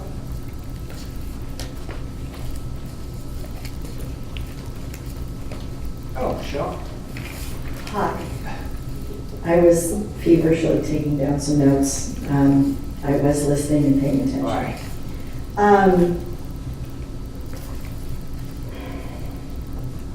Can of worms, adoptions. And in this age of technology and trying to move towards technology, it's a whole nother can of worms. As our infrastructure has developed, that we have the hardware, we have, as Mike and I were talking about, airports everywhere, you know, we're not pulling wires. That part for our district is much better where we are. And I think we're moving towards, as you pointed out with the technology, the sufficiency report, towards maybe something digital. However, I would point out that it was more than halfway through, Ms. Katowski, that first quarter, that 7-8 could not even open up their digital book in the classroom. That's correct. So we're looking at students for a whole quarter in 7-8 not being able to access this. So Ms. Castle can remember, and Mr. Talkin can remember, Nava, and most of you can remember being a first-year teacher. And if you don't have that treasure chest filing cabinet with all those materials, you're up that creek without a paddle. You're leaning on your neighbors that hopefully have something to give you. my understanding and frustrations from 7 to 8 teachers, and I think Ms. Katowski fielded a lot of those complaints along with Gabby, about not full class sets in their room in order to access it because they couldn't access the digital copies. Well, maybe our high school students could chime in. You try to get someone over the age of 13, let alone 3 people, to share a textbook in class and read the material. It's hard to access then the curriculum. And I think that was a major frustration for 7-8. I think most teachers would say they appreciated this adoption, that there were multiple vendors that they could choose from. For example, the textbook materials that I think it was K2 adopted was different than those that were adopted 6, 7, 8. They didn't like the same thing. This was the first time we adopted materials of different publishers, so they appreciated that. However, we did hear warnings from teachers about materials not being completed digitally before we adopted and made that purchase. So as we go forward, I heard you say negotiate. Prior to buying has to happen. And I really, I'm going to say olden days, of many years ago when part of the adoption process was piloting. And part of that pilot during that time was finding the errors. When teachers are calling me saying, oh, my trainer said, oh, thanks for pointing out that error in that textbook, we'll make that changing for the next run.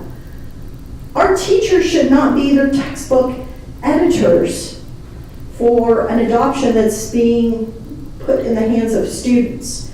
So I just think we need to, before our next adoption, make sure that we are negotiating hard terms and that we're not adopting something that's not fully developed. We don't have to be the first kid on the block to have the shiny new little TV.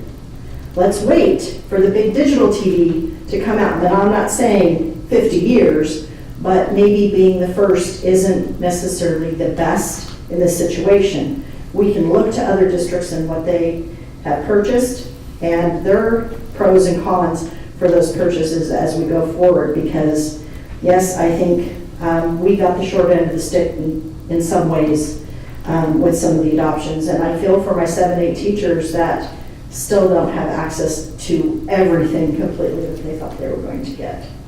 Okay, before you leave, let's just talk about that real quick, that whole thing that just happened. That was National Geographic that they chose, okay? The teachers on the committee chose that. Now, some of them, I know that Martha, the signer for one, stood up and said, no, she wanted to go with a all digital that was already working. It's up, it's running. That was the textbook from Discovery. And I don't know if you guys have looked at that, but it's unbelievable. I mean, the things that Discovery does with that. So, yeah, we need to look at it, but you want teachers to have an input on this, and they did. Agreed, and I think there were decisions made based on timelines and guarantees that it would be up and running by July, I think it was the beginning of July. I don't think I said July 1st, is what I heard. Right. Well, I don't know. Yeah. If it's not done, I've edited a textbook once. Right. And it happened to be a science textbook years ago, and that's a very long process. Right. And, if things have changed, but that's a lesson learned from this. when adoption, right? we sign a contract, if it's not done, then maybe it's a financial penalty or maybe it's free material. So I'm just saying, as we go forward, yes, we still want a voice, but I think we need to really be cautious of signing those contracts when something's not done. Okay. And it's those guarantees. We did discuss the option of the 6, 7, 8 not adopting and waiting another year, and that's they did interesting. not want to do that. Yeah. They wanted to move forward. Oh, okay. So Mr. we Chair. had those discussions. And part of that is for what you mentioned at the beginning, 14-year-old materials Right. with 14-year-old people in it that doesn't represent what we're doing right now. Yeah. So, you know, we had that discussion, we talked about it, we talked about many options, because it was a tough decision for them. That's, you know, okay. Mr. President. Sir. One of the things that Michelle mentioned that I have seen work extremely well is that when they do choose a new textbook, that you put it in a pilot program. And there you get the chance to see one or two teachers piloting it to see whether or not it'll work for a whole district of 30,000 students. And sometimes you do find mistakes, and sometimes you say, well, this wasn't quite what we thought it was going to be because of X, Y, and Z. Or this is wonderful, let's get it as soon as we can. So the idea of piloting it with one or two teachers at the different grade levels, to me, is one of the best ways to go. And can I just add to that, on slide 6, it says the pilot teachers help teachers get into their new curriculum. And I thought I remembered that we did have people piloting. Lots of, I'm sorry, Mr. Naily, President Naily, members of the Just board. go for it, John. Yes, we did have lots of teachers use the materials for a specific length of time, not just the committee members, but other members. So we did have teachers use the materials. And that was part of what, their decision-making process. Piloting materials is a tricky thing because you have to pilot like for like. You can't pilot at the beginning of the year and then at the end of the year because students are different from time to time. So you're gonna pilot the same unit, the same time, so it becomes a more of a logistical nightmare, but they did use the materials. Lots of teachers used the materials. We shared that at the, when we came to the board for presentations and in this slide also. Okay. If I could just speak to that, Please. I think I'm going to use it again, the old pilot, where it's a longer period of duration, where you are finding mistakes, where you are examining each of the pieces, where it's not a teacher pulling a lesson from this one and teaching it, and this lesson from this one. It's full sections or units of study that you pilot, where you can see the broad scope of study and evaluate it and reflect on the pros and cons. I think that no disrespect to the committee or Ms. Katowski, but I think they made comments, we can't see all of the components yet, they're not developed. Right, yeah, that's... So in a pilot, you wouldn't pilot till you could see everything. And so I'm very cautious and very apprehensive and nervous as we go forward with science, because gosh, that's a huge piece of curriculum that influences your entire educational career. From the science we adopt in kindergarten ends up with the same themes that you're in high school in a chemistry class. So I just caution us to make sure that we have the leverage in that purchase and the decision, and there's no one saying, gosh, first quarter's gone, I still haven't been able to teach my students that whole unit. Mr. President, that was my point about piloting it. I believe we piloted it for the whole year. We used to. What you do is then you have from A to Z, and you see where it works all year, or works part of the year, or something doesn't work at all. And you got lots of free stuff. That's why Yes. you always offered to pilot. That has come up with the teachers that did do some of the mini pilots. They have their own class sets of some of the materials, and we found that those materials are of a different grade and standard than what they sent us in our purchase. So yes and no, of course times has changed because that's expensive. Okay. Thank you very much. Appreciate it. Any other questions from the board? For Lisa? Please, go ahead. I think the point is well made about not always being the first one out of the chute and doing their editing for them. And one of the reasons is because you do have to do a lot of the work for the publisher. And it's almost like, well, yeah, but our current materials are so old, and you want to get that stuff out there, especially in, social science. I mean, come on, it changes every year because there's new stuff, of course, depending on what grade level you are. And the same thing with science. The progress of science is logarithmic scale. I mean, it just is coming, and by the time they print, it's already old, but digital platform. But then, a lot of times people will say, well, what we have is old, so we want to do this. Well, if it's not ready, what are you getting anyway? And the other part of that is you have somebody else do all that work for you. And I'm really worried about always being first. And of course, people were saying, well, the new assessment test will be based on this curriculum. Well, you know what?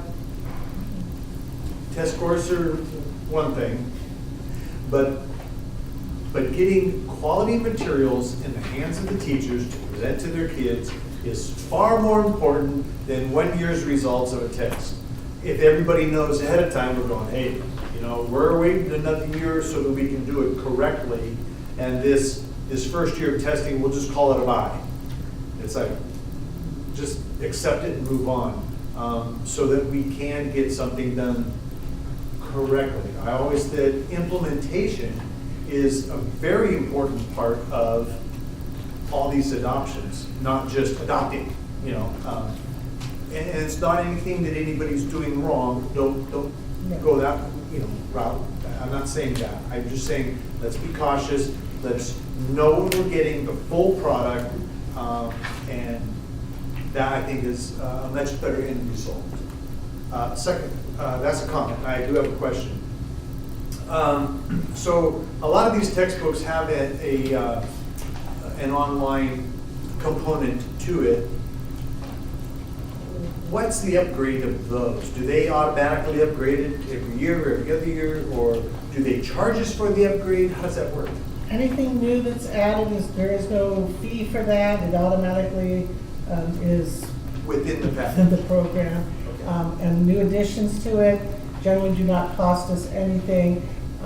Whereas if there's an error in a book, or generally they don't do reprints of books, but for every 2 years. So if we adopted now and in 2 years something catastrophic happened, it would be immediately updated in the online version, but it would be 2 years later before it got into the book version, because of the cost of printing books. Sure, but they're not going to send us new books, are they? They said they might, yes. How about that? Might. Yes. Well, and that's why I ask, is because out of the kindness of their hearts. Yes. Yeah, things move so quickly now. That is an important point. Yep, it is a very important point. Just Okay, any other questions or comments? I have just really Please. fast. I was very happy to see the cadre meetings. They're probably voluntary? They are voluntary, but we do pay any of the teachers that come to the meetings their adjunct hourly rate. We've had 3. The attendance has not been as much as we would like them to be, even for the frustration that we sense out there. We thought we might have more, but I think with our 7-8 was the largest, and we had 10 or 11 teachers that show up for that 6-7-8 cadre. One of them we had 4, one we had 7. So we do attempt to have the cadre meetings and make them valuable. The teachers help each other and we help the teachers, and then we show them pieces that they may be struggling with. We work through that process. Thank you. Thank you, Ms. Gasko. Anybody else? Okay, well, we'll close out. Students, any questions, comments? Okay, we'll move right along then. Don't move, Ms. Katowski, because you also have the next one, report on 2017-18 California Assessment of Student Performance and Progress, otherwise known as CAS results. I tried to contact Castle today when I was doing some research on this stuff, to find out where I could get information on all the results, and apparently I have to have a last name in Landro to get on there. Even the people at the chat that I talked to said, no, I can help you.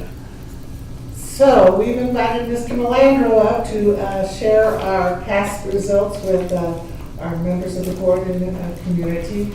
I think Randy's ready to go.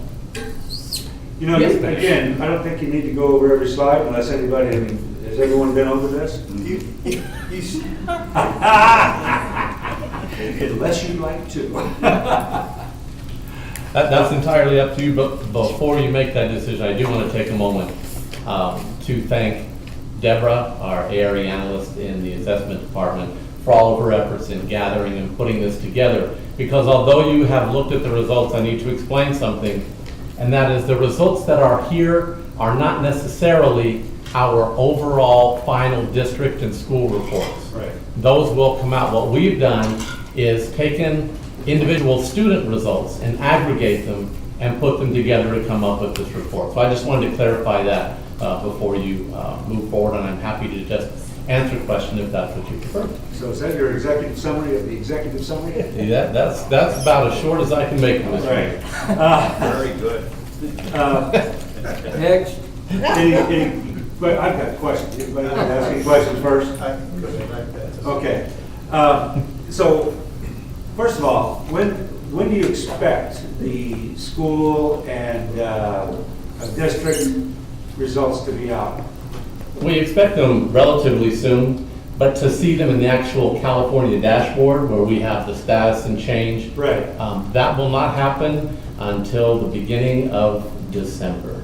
Well, of course, it was given in April, and it's a computerized test. I was just thinking today they should change that from the California dashboard to the rear view mirror. Ooh, That's a listen. We share your frustration. So these came from aggregating individual student results? Yes. Okay. I want to start by making a comment that, you okay? Yes, I'm fine. That was a face. I need a yawn. Oh, is that stifling a yawn? Okay. I thought maybe I'd done something wrong. Not at the moment. All right. You know that your first glance at data never answers questions. It raises more questions. Anytime you look at data, you should come away with more questions about it. And I've got some. And this is where I hope that we're going with this, because if this is individual students, some of this might actually work then. Like I have a question, is TK working? Well, we have people saying, well, yeah. Superintendent's a big advocate. But do we have data to back that up? And we've got students that started out in TK. We've had them for a couple years now for TK. So is there some way we can check those TK, that were TK students, and how they're doing now? How long have we had TK? 4 years? Okay, so they're almost third grade or in third grade. Are they reading at grade level? I think that's a pretty interesting question. That's one of the ones that we should ask. This is the way that we should be looking at this data. We shouldn't just be comparing schools or comparing our district to other districts. We should also be looking at this as what can we garner from this data to evaluate our programs and to see what's working and what maybe we need a little bit of help on. And it's going to require looking at some individual students like that. It's going to require some Excel spreadsheets where you designate that this student was TK back 4 years ago. It's going to require some things like that. A lot of work. I get that. But the information that we could get from this might really help us. Is all-day kinder, does it have a bigger impact than part-day kinder? We're talking about maybe trying to move that ahead. Is it worth it? Can we tell from the past if that's had an impact? Some of our kids have had Read 180, some of them had iRead. How has that impacted them? You know, the individual data, we should be able to come up with this.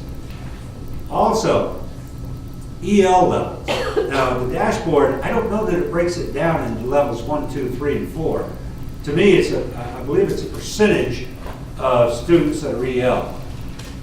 And also results for all EL. Isn't that correct? Yes, although this year there will not be an English learner indicator, but we have our local data on how our students have done percentage-wise by grade level and by site. But passing was on the dashboard, wasn't it? That was Last a subgroup? Last year it was, yes. But they're not going to do that anymore?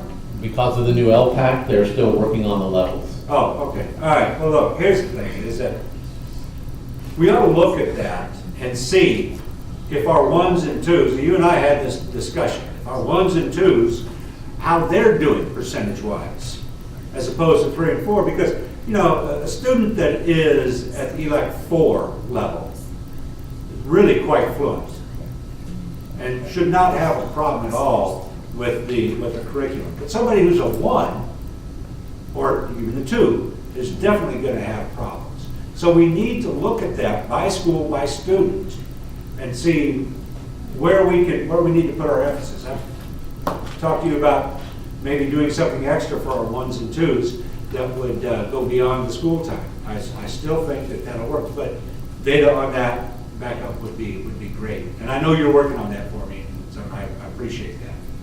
So those are some of the things that I think that we should be asking. There's probably more, you know. Somebody brought up, well, ELAC 1 and 2, when they come to us in high school, not knowing English, that's a problem also. Well, it is. And I don't think we can solve everything across the board all at one time, but we can certainly start someplace and work with it. And I believe that is that TK honor for 3rd grade. So your report's great. It looks like things are going good. I look forward to seeing more of it. Anybody want to comment? Ron, you had something? Go ahead.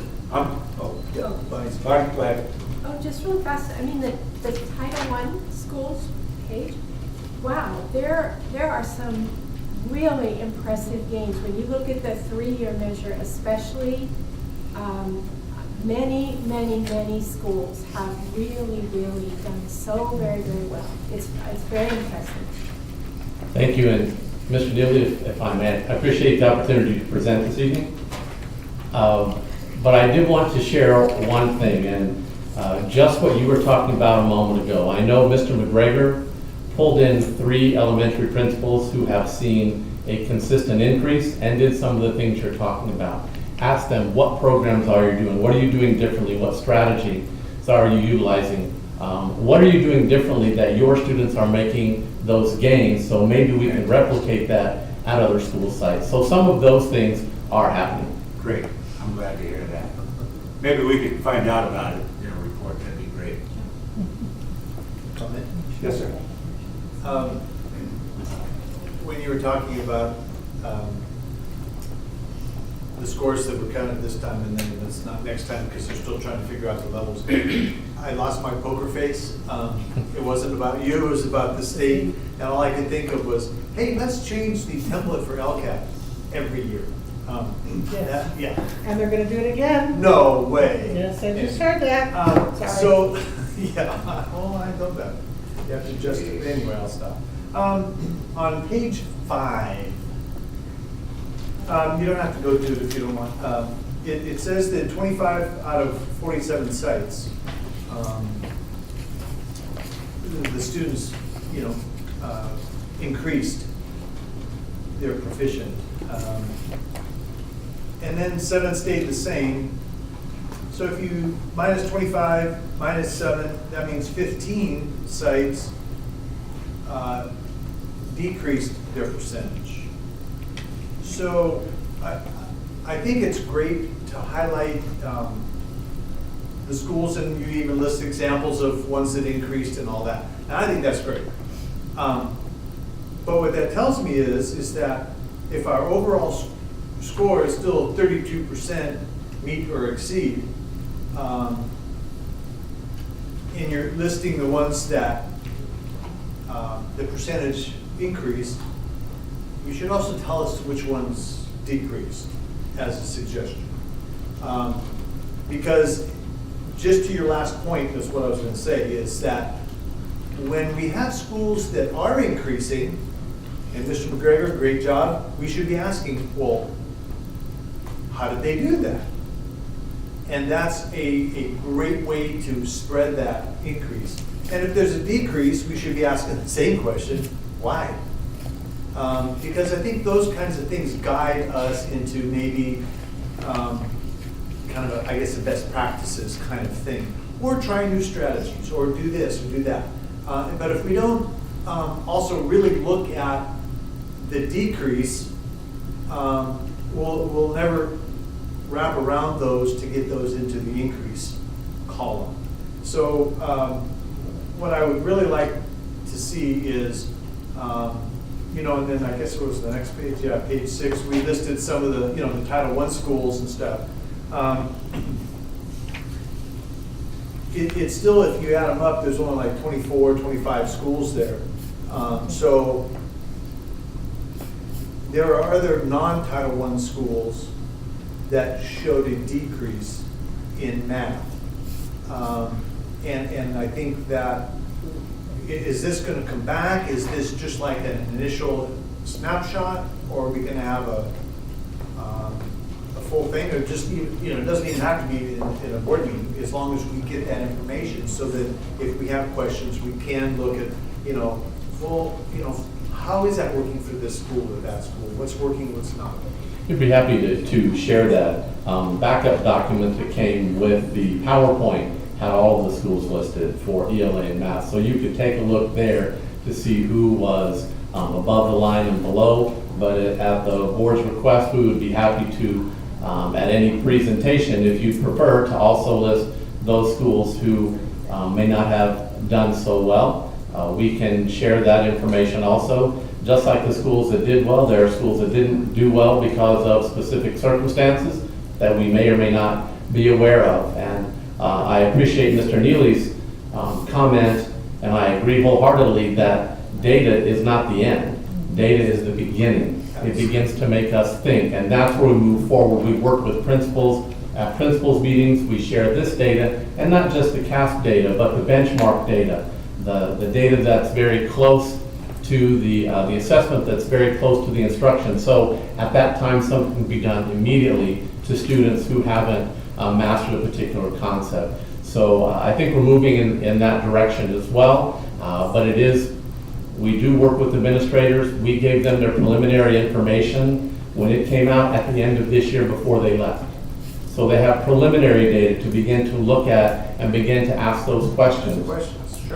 What we did work on this, but what happened? It didn't seem to come to fruition. So we're happy to share both ends of the spectrum on an official report, but we'll also continue to share that in that backup document so that you can see all of the schools as well. Yeah, and I'm not suggesting it has to come to a board meeting. If anyone's interested, we'll contact you and you could provide it, or you just send it on a hot topic attachment or whatever.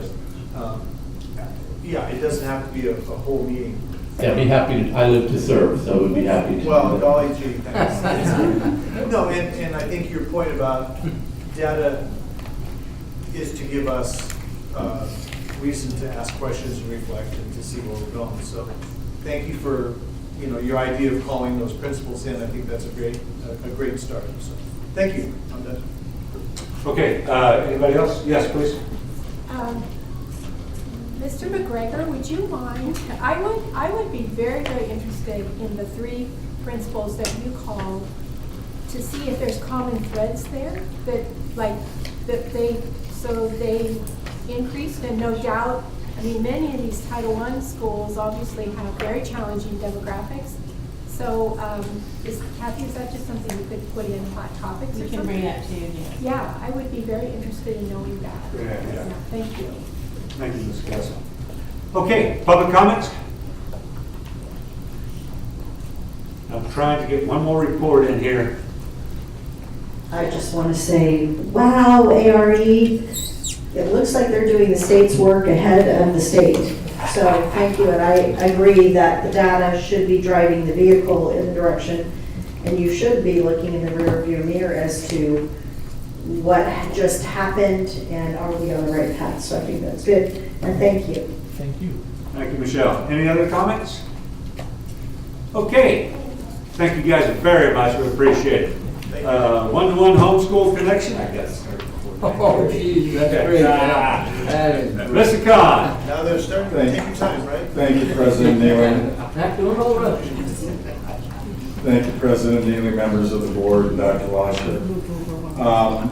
Ms. Holberg is going to come up and present one of her unique depictions of data. I only wish she could teach me how to do this on a more consistent basis. This is a board requested item to gauge the status of the current one-to-one rollout in the district. Thank you, Mr. Khan. Good evening, President Neely, board members, and Superintendent Dr. Washer. I'm here to just summarize the one-to-one home to school connection initiative that we began July 30th, start of the school. It was with 14 school sites, and we had about 2,883 students who could participate. We have a 90% participation rate. We've broken it out for each school site, so that's the school site, the number of students that are participating, and then their percentage. So overall, we have 2,800 students who are on a daily basis taking home their Chromebook that was issued to them. With the initiative, we offered a Chromebook care plan, and that was basically an insurance plan that parents could opt in and purchase. It's $25 per device or per student. We had 681 parents purchase a plan. To date, we've had 2 claims submitted under the plan and 1 claim outside of the plan, and those were for broken screens. Okay. And then we just have some numbers on some of the repairs and issues that we've seen since the start of the program. We've had 196 repairs submitted to us for a host of various different situations, OS, ports, display. We had 17 factory battery issues that we've addressed. And on an average, we're getting about 7 devices in a day. I do expect that number to go down because we're just seeing some stuff with the start of the program. We did put an opportunity out there for the site administrators of those 14 sites to provide feedback, basically the good, the bad, and the needs improvement. Overall, there's been a very positive response to the program. We do have some challenges that we were facing. Spare devices. We had a ratio of about 15 to 10% extra devices put out there, and we're finding that that's just not enough. And then we have a constant desire for more and more chargers. And so those are just a few of the challenges that we have faced and are continuing to face. But overall, the teachers who are participating are reporting that the students are taking pride in ownership of their devices. Do you have any questions? What? I'm just kind of curious, what was the reason for the 83 opting out of this program? Did anybody give you a reason why they were? I think the biggest reason that I've heard is if they have their own device at home and they didn't want to take the device from school. Good questions? Please. Just a couple things. I was at Rockford last night, and so I asked them about this because they have 96% seventh. Thank you. And they just did their 7th, 8th grade, but what they mentioned is how immensely popular it is and how the other grades now want in. Yes. So yes, and then could we ask our student reps, because I know we did not do that at the high school level, but what's your thoughts on this type of program? Would it work in high school? What do you think? Mr. Neely, members of the board, I personally think that being able to take Chromebooks home would be good, because a lot of times I go home and I have no computer device to like I have a scholarship I need to be working on or something, so I have to like borrow from my sister or something, and she doesn't live with me, so it's kind of hard to get that kind of device. Or I spend class time while I'm getting a lecture trying to finish something because I'm like, oh, I can't do it at home. So having the ability to take that device from school and then use it at home, that would be very helpful. Thank you. In my experience, taking Chromebook home would actually be beneficial because like a lot of stuff like on Cengage, if teachers assign it, you cannot do it on like a phone or an iPad or anything because it's not Adobe compatible. So you need a Chromebook. So some nights like I couldn't do my homework just because I didn't have a device. But now it's like our school's kind of like starting to check them out at lunch now, so they allow it during school. You can check them out from there, but we haven't done checking home. And also, a lot of teachers use Google Classrooms, and because I use the computer more than I use my textbooks. Most of my textbooks sit at home, and I don't open them, and so I'm just always on the computer. You know, I hardly ever opened mine either. You never did.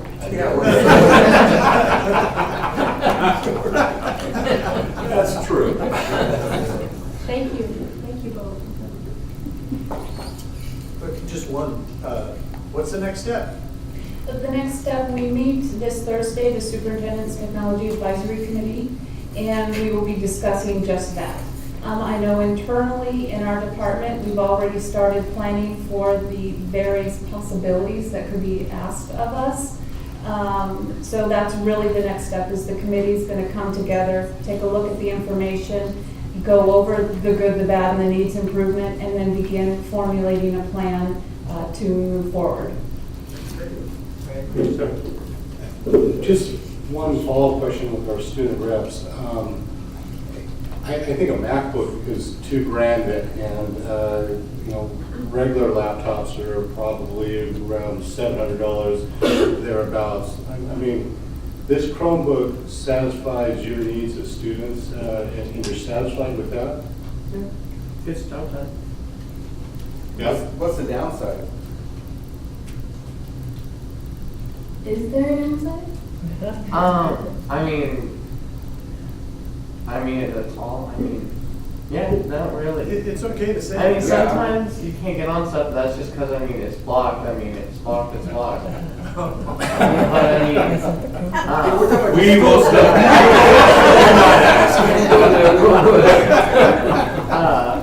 But overall, I think it's a great device. Like I can get on all of my textbooks and all the sources I need mostly. Yeah, and it's not too big, so it's easy to carry around. You have no problem with the Wi-Fi or anything? You have Wi-Fi available? Yeah. Yeah. Well, that's amazing. I mean, for bang for the buck, if you can do 95% of what the other ones do, and for that price, I mean, and we have their endorsements, I mean, how sweet is that? When my MacBook got stolen out of my RV that I rented, I was not going to spend another $2,000 for one, so I went down to Best Buy and bought a Chromebook for $324. And I use that thing every day now. It works great. It does everything I need. I've got my own Mac and all that, but I mean, just for going around, it's great. And you can do everything on it, especially, I mean, it's a Chromebook, and we're using Google platform for everything, so it's just a great interaction. Any other comments for that? I'd just like to thank not only our department, the effort that went into preparing for this rollout, but also the site administrators and the staff.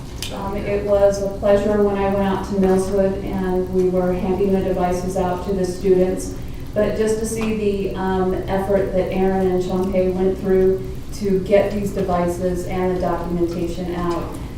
So I know that it was an effort on all of the site staff, and I just want to thank and acknowledge them for that. And if I may add also, the Tech Advisory Committee and IT's interaction with them to create what ended up being a seamless process in terms of rolling out the devices, I thought was an incredible interaction and a real success.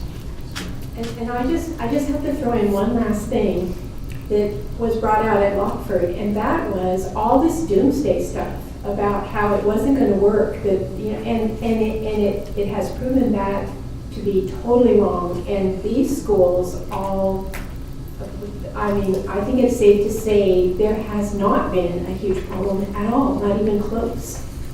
Yeah. Whatever problems have come up, we've tried to address as quickly and swiftly as possible. Yeah. Ian, let me tell you, first of all, kudos on this presentation. This thing is, it's awesome. You did a great job on this. Thank you very much for that. Everybody I've talked to that's been involved in this program has just talked so highly of it and how much impact that the program has had on our students. And that's the bottom line. You know, it has just been fantastic. Anytime you deal with technology in any way, there's going to be issues. I mean, it's not like, oh, are we going to be able to solve all issues before we move forward? No. You're going to have issues and you take care of them as you go along. That's just the way it happens.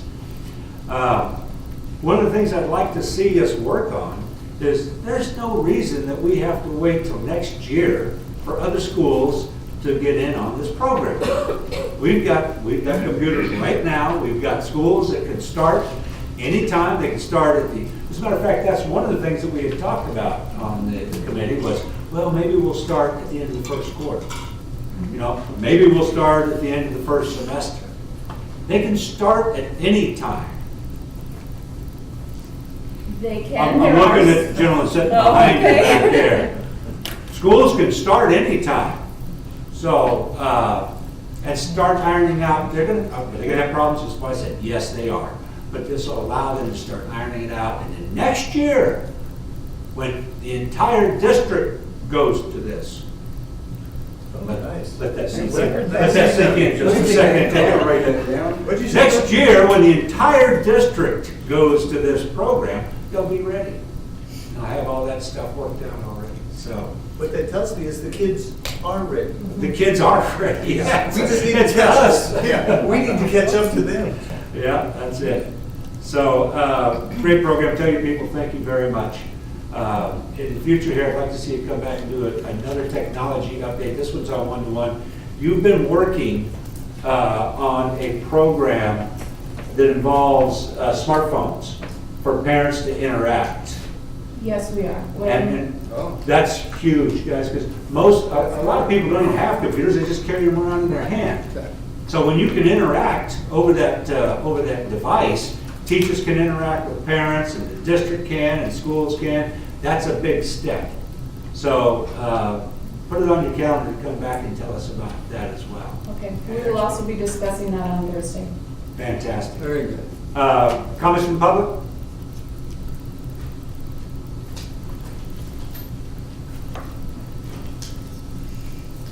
God, I love that title, the good, the bad, the needs improvement. Reflecting on what works, what didn't work. And I have heard, as she talked about trying to solve problems swiftly, I did hear from teachers that when issues came up, they called and there was action taken right away, and they felt that they were heard and there was a response to that. I think the first week, the biggest complaint was students didn't fully charge devices, and so, you know, that's a learning curve and an issue, and, you know, those natural consequences that happen, you know, when you fail to bring your book or fail to charge your device. So, yay, technology, and I would say that Edith's role in getting the feedback and presenting it to you, I think is great. And I think as we go forward with rolling it out to high schools, I know there was some trepidation on the committee's part about that. But I think as we heard from our students, there definitely is a need out there, and we should be addressing that. All right. Thank you, Michelle. Any other comments? Okay, I've got one more comment, and we're going to leave. Thank you, board members, very much for being prepared and able us to get through those reports a lot quicker rather than having to go page by page. In the future, keep those reports coming like that. Yes, sir? Are you good? Did you want to say something? Me? Yeah. No. Oh, okay. All right. Yeah, keep the reports like that so that we can go down it and review it and then we can be ready for it. We've got subcommittee reports. Bonnie, do you want to say something about your subcommittee? No. Okay. Thank you. Okay. Got that. All right, then that's it. We'll entertain the motion. I move with. Second. All right, moved and seconded. All in favor? Aye. Aye, we're out of here.